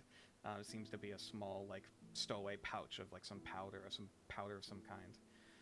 And he just kind of slowly opens it and pulls out this purplish substance that he just kind of tosses in the air and kind of cough a bit. As it kind of rains down everywhere before it kind of dissipates into this sort of arcane mist. Well, we're not currently being scryed, if that provides any comfort. He puts the pouch back aside. So at least there are no, and as far as I'm aware, with what wards I've set in place, there should be no eyes or ears that can't walk into this room without my permission. So Small comfort.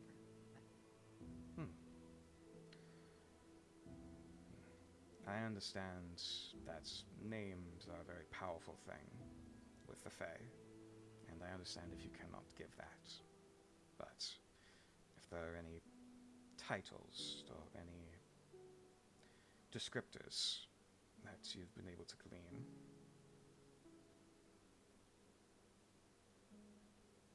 I at least know of a couple that I think would be of interest to you. Splendid. Go on, Ed. He just kind of leans back again, a bit more comfortable, a little less straight-backed now. I can share with you what I know about the one that I've spent the majority of my life with. She's the one that brought me into being, in some sense of the word.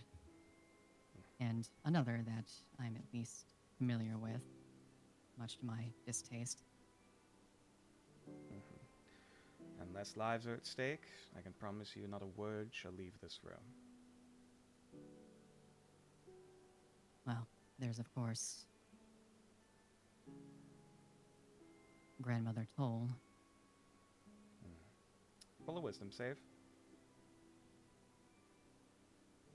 Can I use my nat 20 on that? Sure. Continue.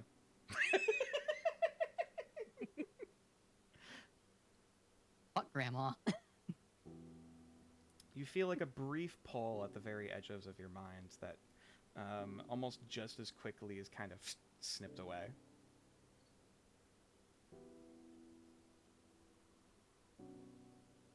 And I don't share her name lightly. I hope you understand that. Of course. She is she's not one to be trifled with. But I hope to be the one that trifles with her. If you understand what I'm saying. He nods. It's a very dangerous game, but one I am no stranger to. He smiles. is... Oh, go ahead. There is also the one known as the Queen of Mirrors. I vaguely recall such a name in the records. I'll have to dig up anything I can. If you have anything about the history of the Sealy Court, I'm sure you'll see that title pop up. Now, that's a name that hasn't really crested upon my research. Well, that's even a name, as far as I understood, that even most of the other courts that we know of have no jack squat about, or at least don't speak of. Here's what I do know. I'm at least familiar that the Lead Coil Templars, that once resided over this place, had a multitude of prisoners, as well as a number of summoned creatures, some of which included those of the Fae. And even those of such seasonal courts, as far as I understood them, or what was the seasonal courts, they don't speak of those from the Feywild itself, or at least they don't talk to them. I don't understand the politics or the details, but that's as much as I was able to understand. So I suppose even your captors, or your patron, we'll say, doesn't even talk to such courts her own.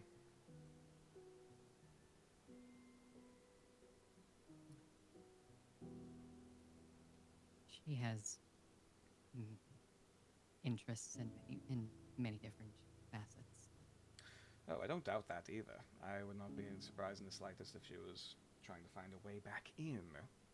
But I suppose for some reason they can't. Why that is, well, I'm afraid we'd have to go back across the river and find out, but that's not happening anytime soon, unfortunately.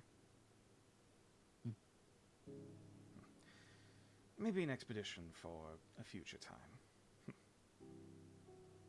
If you would be comfortable with that. Oh, it's been my intention all along. I feel like we need an army, though. But if there was ever any such breaths of a expedition across the river, or any such invasions from vice versa, you'll be the first to hear. Thank you. Of course. Now, There is one more thing I would like to ask you about. of course. And I still have that charm that's made of my hair. Mm-hmm. Pull that out. Hold it up. What can you tell me about this? That's a good question. And I'm gonna have him roll for it. Well, I will admit that there's no obvious magical charm over it. At least nothing super potent, it seems. No form of sympathetic magic, as far as I can see. I presume this is something your patron gathered of you. With some instruction Oh? that I've been reluctant to carry out.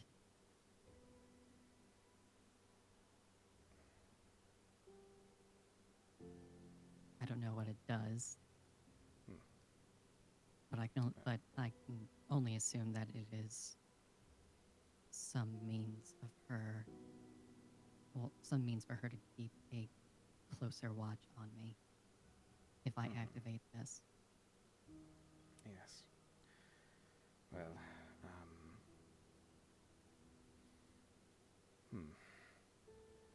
afraid I can't exactly discern what the result of such a effect would be unless I know its intention. Or its... Pardon, that's not the right word. It's... What exactly were you told to do? I believe it was stand before a mirror and recite an incantation like a moth to flame. That's gonna raise an eyebrow. Oh, God's that name. I know that I saw that name in one of our records. Gods. If I find anything on it, I will be happy to share anything, but I'm afraid I probably won't be able to find much until after you're probably out on the expedition. Was there a time that you had been given for... kind of ponders for a minute and then kind of looks over towards this this astrolabe kind of device, just kind of monitoring something. I don't suppose this was before a certain lunar cycle. New moon. Figured. Right. That is certainly a moment when such magic does have its raised potency. Though also it might be just either an artificial deadline to keep you in check, or just the perfect time to be able to most easily contact, should you not act on such commands. And if your patron, we'll call it, is as powerful as I understand her to be, I mean no disrespect, but I'm not sure if you're in a place currently to easily resist. No, I know. That's why I wanted to ask. Of course. Now, the most I can at least discern, I can at least recall offhand from a moth to the flame, is that it was not described as a evil or nefarious being, in a sense, but it was certainly... Of course, I realize you're quite familiar about the Fae being difficult to describe, but it's very eccentric, I at least recall.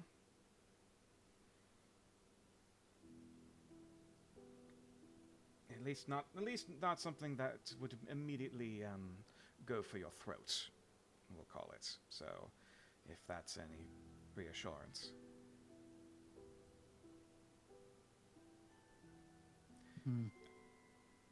Again, if I find any more information before the night comes, which I believe is only cresting up in a matter of days now, I will find what I can, but I can make no miracles on such short notice, especially given... just gestures to all the maps. I'm already spread a bit thin at the moment. Well, thank you for taking the time Of course. to discuss this with me. Absolutely. And should any new predicaments come up, well, I know you're able to contact Albad, and he should be able to get you in contact with me. Thank you. Of course. All right. It's about time for lunch. You should probably get on with it. I have some more planning to do. And just really quickly shift back into my moon elf like form before stepping out.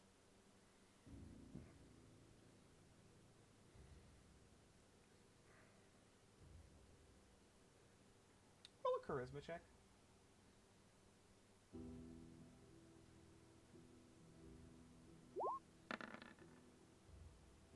Oh, Nine. yes.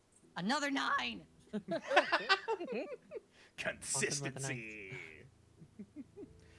I know this was used to be a knight's temple, but Jesus.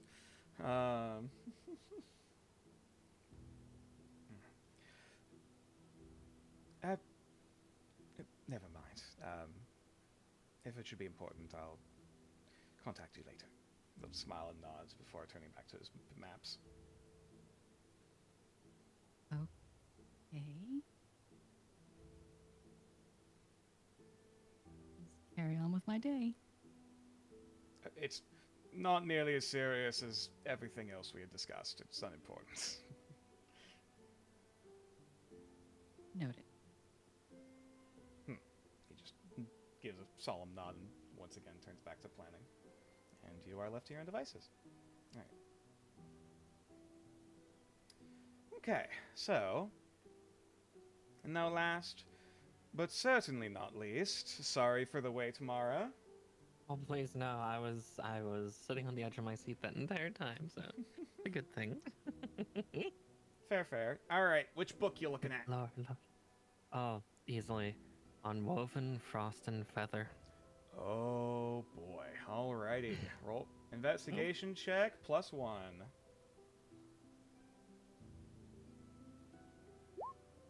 16. Beautiful.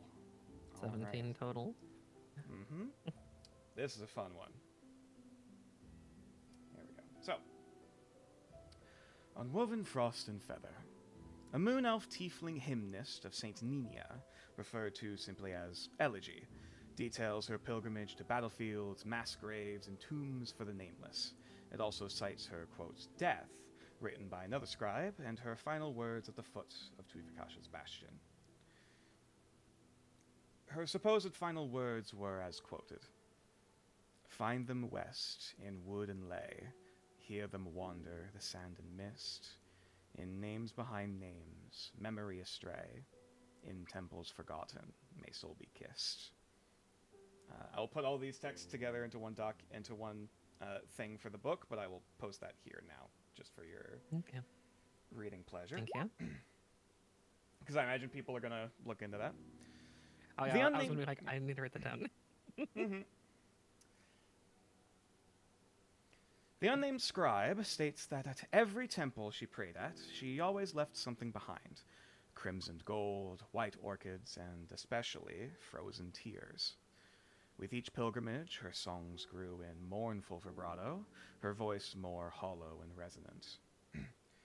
That night, at the threshold of the forgotten, she called it, it was like a choir of voices echoed from the fog shroud. I have no doubt St. Nina saw us that night. I never met my father, but I knew his voice among them. Only when I realized I couldn't hear Elegy's voice did I see the trail of footprints lead straight into the mist where none could follow. I can still hear her singing at times.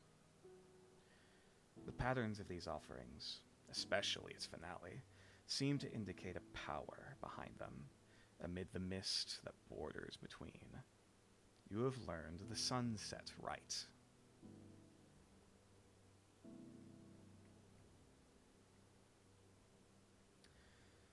The sands at the edge of Regiamentis are not always scorched by the sun's eye. It is when the eye closes, the maiden weeps, and night falls, that powerful things may be done in her shadow. Words and names are powerful things. Which shall be powerful enough to gain her attention? Understanding is required. An assistant must speak the words as the chanter weeps. Willing or unwilling, the words will be heard nonetheless. An assistant is required. Tears of genuine emotion must be wept, so they may be made holy in this little death. A fleeting is sacrificed. The maiden watches all dreams, but not in all does she watch equally. When the maiden mourns in yours, what will you become? What will you do? An arcanum must be executed as part of this rite.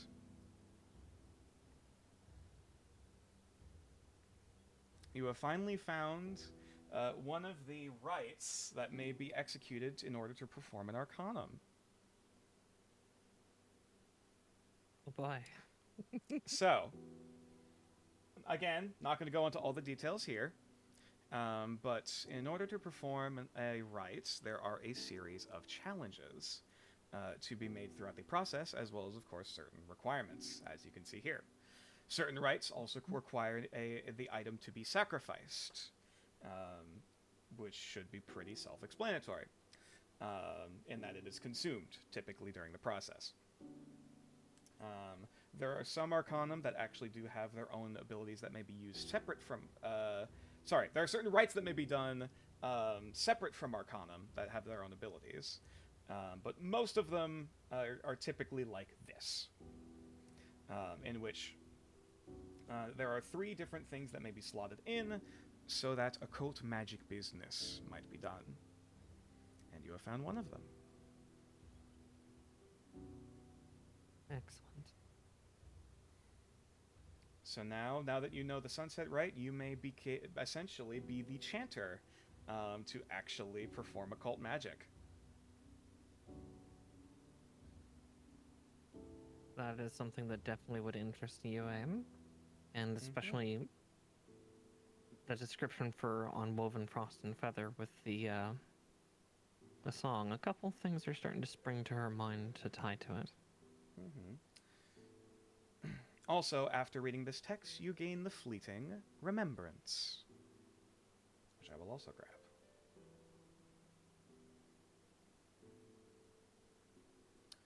The silence after smoke and starfire, the crumbs in the scavenger's beak, the coals of the funeral pyre. An echo of a voice forgotten has found a mouth to speak. The aspects of Remembrance are Fade 2, Gyre 1, and Ache 1. The challenge is an intelligence saving throw. On a success, when making a skill check to recall memories or unearth something forgotten, you may add a bonus to the roll equal to the fleeting's degree. Upon a failure, however, the fleeting will turn into dread of an equal degree. And so that's something you'll be able to essentially get whenever you want during a long rest. By reading that book. Excellent. Can I get my fleeting back without the book? Satisfaction? Sadly, no.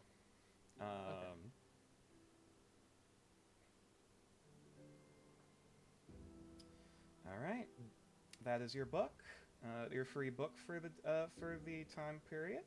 Anything else you would like to do to prepare? I'd like to get closer to acting that right. Okay. All right. Yue has found something, and therefore she wants to go for it. I will say for wanted to push. this, this will be. I will frame it as that you want to do occult research into what are the specifics you need in order to perform your first ascension. Is that what I understand? Yes. Okay, so I will say, admittedly, your time is a bit short to perform a full-fledged bit of occult research, but you already know a lot of the basics, which does kind of help balance. Oh my god, brain. Cancel things out. A bit. So I will say, we'll put it up to a. Shit, hold on. I need to find something. No worries.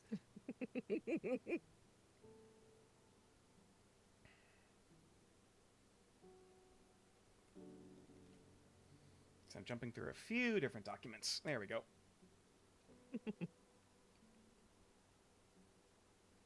Alrighty. Do. I will say for this, just roll a history check for me, but you can add your understanding, so +1. Okay. Great. So, at the bare minimum, you are probably going to need to at least find a fleeting. If you are to perform the sunset rite, you are to get a. You have your understanding, which is your own knowledge of the principle. You have an assistant, who would be able to add their principle, which means having someone else who has an understanding of Fade. You have a fleeting that would also have Fade in it to add to it, and having all of those three combined, if it is powerful enough, will instigate some form of change within you. As for how much you need,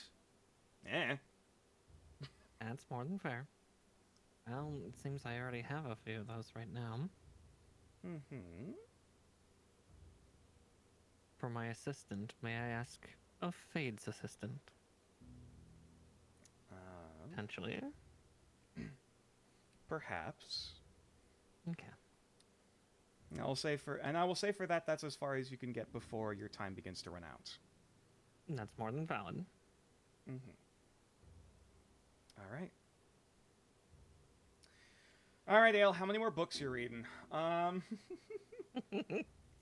believe with the amount of time you have left. Yeah, because also we're getting a bit late, and we can probably start wrapping things up soon. Yeah. We'll save. Do I have time to cat nap? Oh yes, yeah, that's fine. You can attune before you go on the trip. Now I was hoping to get to the description of the trip tonight, but I guess we're probably not going to, and that's fine. Especially given how much my throat's starting to feel it. But anyway. Yeah. Yeah, Touch of the I voice, want to though. go through as much as I can. We'll say you have 3 more tries with books.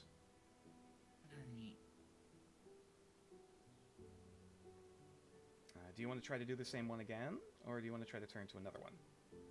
I want to give it one more attempt with this one. Okay. But, yeah. This will be another straight investigation. Can't add your understanding, unfortunately. 12. I think that's just barely enough. It's a little better than last time. Mm-hmm. All right. So, as described previously, bring it up again. A tiefling recorded as only Fox-tongue voices his disdain for a woman he titles She for Whom the Bell Tolls. Brother Hemos gets progressively more frustrated at the descriptions of characters without any names. A queen of vanity and mirrors, a forge of polished and charred ivory, and a grove of copper-skinned pears. To which Fox-tongue responds, I can't give their names, for I'd have too much to lose. There are some who are already lost, though, and would be happy to exchange. Speak these words, and your flower shall bloom bright enough for your guest to arrive. It just needs the right soil. Hemos then goes on to describe a method of opening, as well as a small list of names. What few are still legible are written as such. The Moth to the Flame, the Reaper of Ash, and the Singenvarpen. Now, you're getting the as you're skimming through this, you're getting the impression that there are 2 different techniques that are present within this text. And it'll probably take some time to analyze both, but you're able to analyze at least one of them now. One of them is a rite, the other is an arcanum. Basically, one is a recipe, the other is a result. I'll start with the right. Okay. One moment, please.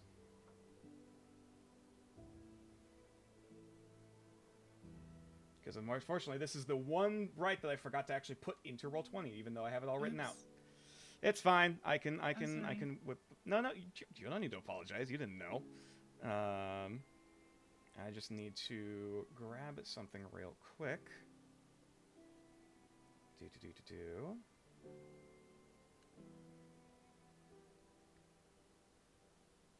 I'll be able to at least read it off out loud, and the whole description I will probably put into the group chat, because there's a lot of lore and flavor text to this one, because whoo boy,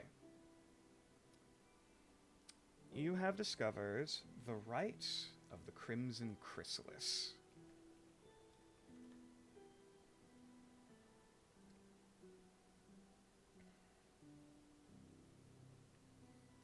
If I can, hang on, can I paste all of this? Yeah, hold on. Please work with me, game.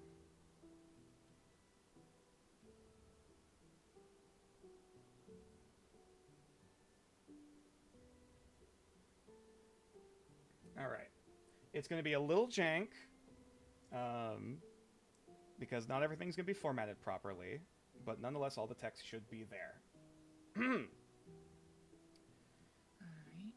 The Rite of the Crimson Chrysalis. Oh, actually, sorry. One last thing I almost forgot to grab.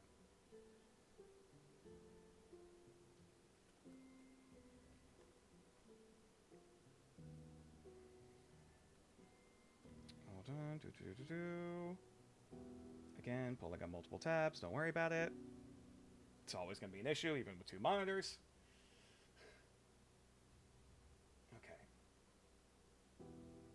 All right, this one is another rite similar to the Sunset Rite, but this is a little more graphic. So, Rite of the Crimson Chrysalis. Is it not showing up? Hold on. Oh, no, it is. There we go.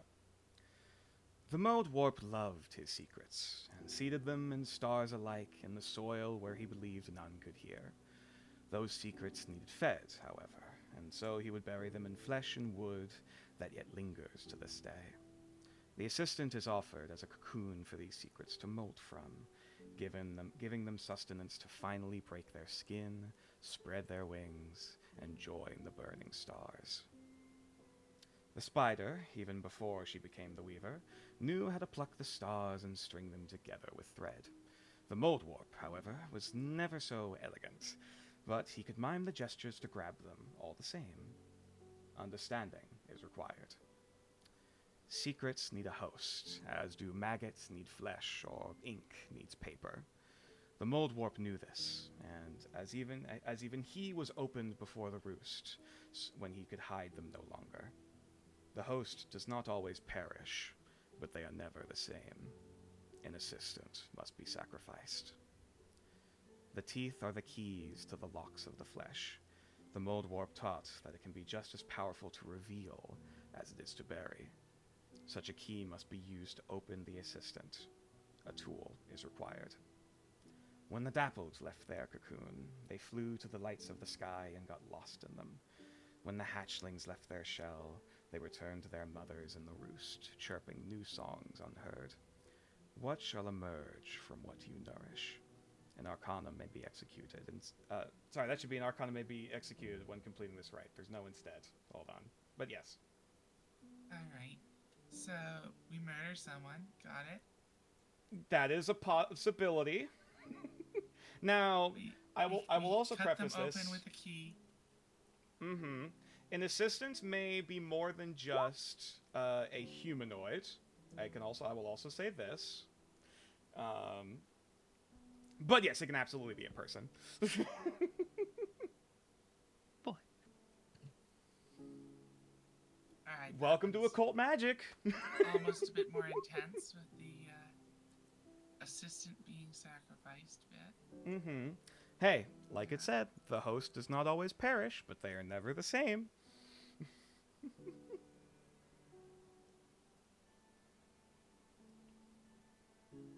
So yeah. And I'll say you have one more try at another book as you see fit. Would you like to try again with this one, or move on to another one? I think I'll try the lens one for my last. The other lens one, the miracles of the most fine. Okay. I will say that would probably require Braun's permission to read that one, because that's the one he acquired from his research. So I'd probably save that for another time. Which one did I find in my... Oh shit, that's the... I forgot one. Oh. Oh.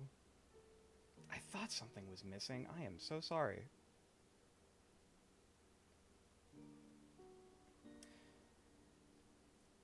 Yep. Unfortunately, the one that you acquired, which I at least have the name. God damn it! I knew I was forgetting something. Oh, no worries. Yeah, the one that you had was Unspoken Names and Their Signs, a frustratingly vague and mildly coherent lexicon of the, quote, spawn of titans and children of the gasping wastes. It was apparently written during the Wars of Congregation, given only just enough information for militia to understand without succumbing to its influence. That is unfortunately the one book that I did not finish. I actually forgot about it. Alright. No worries. I can finish off the Constrictum. Okay. Get that Arcanum that's in there. Okay. Alright. I'll say because you already read the book, at least once, I will say this is with advantage.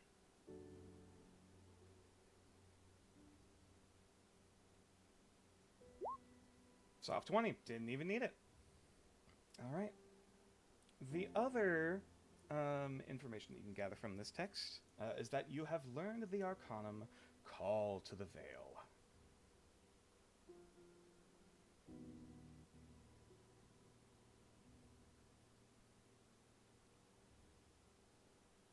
Oh wait, hang on, sorry. I already did have the Rite of the Crimson Chrysalis prepared. I'm a goober.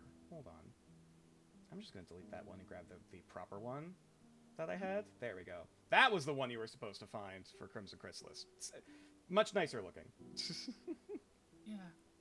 But otherwise the same. Let me go ahead and grab for you Call to the Veil.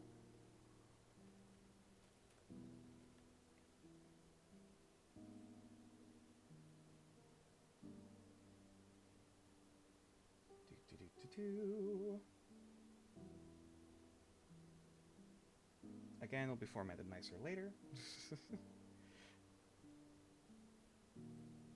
This is the one I was looking for. Okay.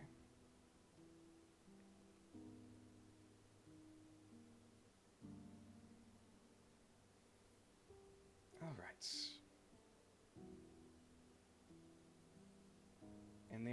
In the labyrinth of mist, when the mind is lost, when magic is a river and memory a winged bird, it is in these moments when strange visitors may arrive.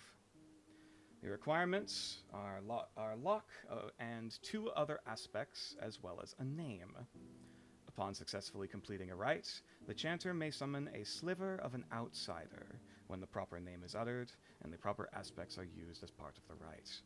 The outsider behaves as a retainer of a level equal to the understanding of the chanter and follows the chanter's commands. The outsider only lingers for a number of days equal to the highest aspect used during the rite, after which it will either disappear or, if powerful enough, break free of control. So essentially, those names that you had already found in the book, if you can figure out the right combination of principles, you would be able to summon a piece of them into the material plane and essentially keep them around as a retainer for a certain amount of time. Alright. So there you go.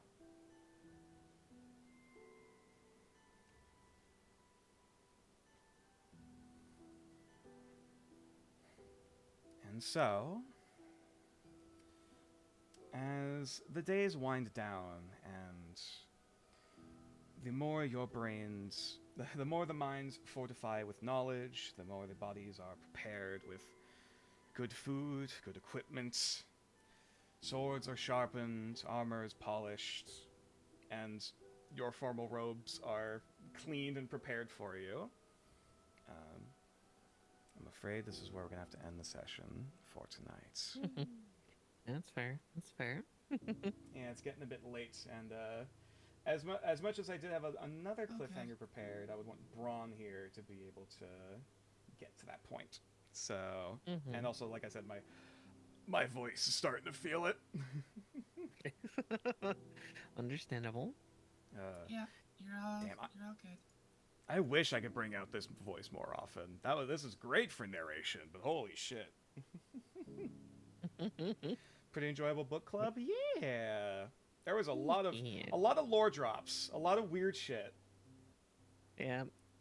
I'm excited. Well, Yuri is excited to eventually be able to perform this right. Oh, hang on, one more thing. I forgot about the fleeting from the constrictum that you got. Intuition. The dawning mind, the yoke of stars, a feeling we've understood since we saw our first sunrise. The aspects are Lock 2, Ichor 1, Lens 1. The challenge is intelligence saving throw. On a success, when you make a skill check you lack proficiency in, you may gain a bonus to this roll equal to this fleeting's degree. On a failure, the fleeting will turn to fascination of an equal degree. So there you go. Interesting. Alright. And now, I think that's everything. Do I have to roll to attune, or do I just attune? I can't remember. Nope, it's just automatically it's just- happens. Yeah, it's literally just 1 hour of sitting there and attuning to it. That's Mhm. literally it. Yep. Alright. So, I'm afraid we'll have to see what happens to our heroes next time on Legends of Nordareth Memento Magic.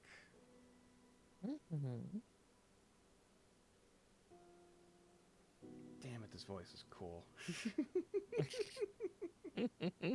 Sometime I can teach you how to drop into that state, like be able to maintain. yes. Okay, that's enough. But yes. My brain is starting to shut off. Hey, Talon, where can they find you? Find me here on Twitch as well, under Miss Talon, doing some collaborative stuff, playing Dinkum alongside Nature and Miss Maricart later this week on Thursday. Yeah. It's going to be very, very fun. And speaking of other people who are very, very fun and cool and awesome and fun and cool and fun, hey V, Hi. where can they find can you? also- You can also find me here on Twitch. Twitch.tv/VatrixAT. I play video games mostly. Neat. And ASMR. Of which I would argue that Beatrix has a more I don't know how to say it, a more sultry voice than I do. Is that right? All right, look, don't push it. I joke. But yes, I didn't get the chance to ask this at the beginning. Cat of wisdom, cat of knowledge, what wisdom do you beseech of us, O mighty code? Everyone's subscribed in Nature. He puts a lot of work into this, and he's Fuck awesome. you. Fuck you, I forgot a book. I'm bad DM, I'm sad.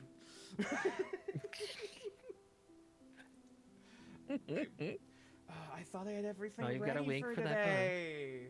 Well, you've got a week to get that book set up, and then you and Talon can talk Yeah, about it. it should definitely be done by next week. That should have been a simple one to write, too. It's fine. It happens. You had a lot of Yeah, details no that you had to do, worries. so... Oh yeah, this was, Fine. like I said, I've been sitting on some of these for months. Like, yeah, I will get all of those descriptions both into the Roll20 and into the Discord too, because I imagine people are going to be curious of those. Oh boy. And speaking of those who dabble within the craft and are also cool and awesome and fun and cool and awesome and pretty and cool and fun, Mara, where can they find you?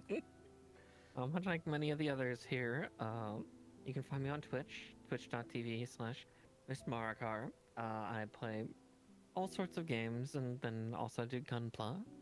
So look forward to that tomorrow. He's very cool. I've been slowly indoctrinated into the world of Gundam and Gunpla. Well, I guess not so much Gunpla, but at least Gundam. Don't worry, we'll eventually get you into one plastic crack between Oh Colin and I. God. Look, I already have a Lego set that's been sitting around that I have yet to build. Like, Oh god, the unholy trinity of expensive plastic. yeah, Yep, Lego, exactly. Warhammer, and Gunpla. Yep, Yeah. I've done all three. Oh I my used to collect the God. Christmas sets. No, that's fair. That's more than fair. You get to Um, fight over which one is actually the most expensive. I have one of those 3-in-1 sets that you could like you can make this like those are different. always good. Yeah, very Mhm. interesting. But Yeah, you I have a seasonal one like that. I think it shifts between spring, summer, and winter. Hmm. Like it's a little house, and then yeah, Oh, that's cool. the 3-in-1 allows it to swap around at different seasons and different like accoutrements for that season. And speaking of absolute fucking nerds, you can find me here at twitch.tv/natureclaws, in which I do variety gaming streams. I do a lot of collabs with these lovely peoples and others occasionally when I work up the social anxiety or go through the social anxiety to actually ask people and make friends. Oh god, I probably should hydrate. Yeah, Yeah, definitely lubricate your throat because A, it's worn out, and B, you're doing low voices. That is very true. Mhm. Oh god. You know what? I'm doing this just once, and I'm not making it a redeem, but I'm just morbidly curious. Ooh woo. God. Clip that. Somebody clip it. Oh no! No! What have I done? Clip. What the fuck? Why did I? It's fine. All right. Oh, thank you, Bones. All right. I would like to wish everyone a wonderful morning, afternoon, evening, whatever time zone they're currently in. I would like to wish everyone a wonderful week. And hopefully we'll be able to see you guys next time.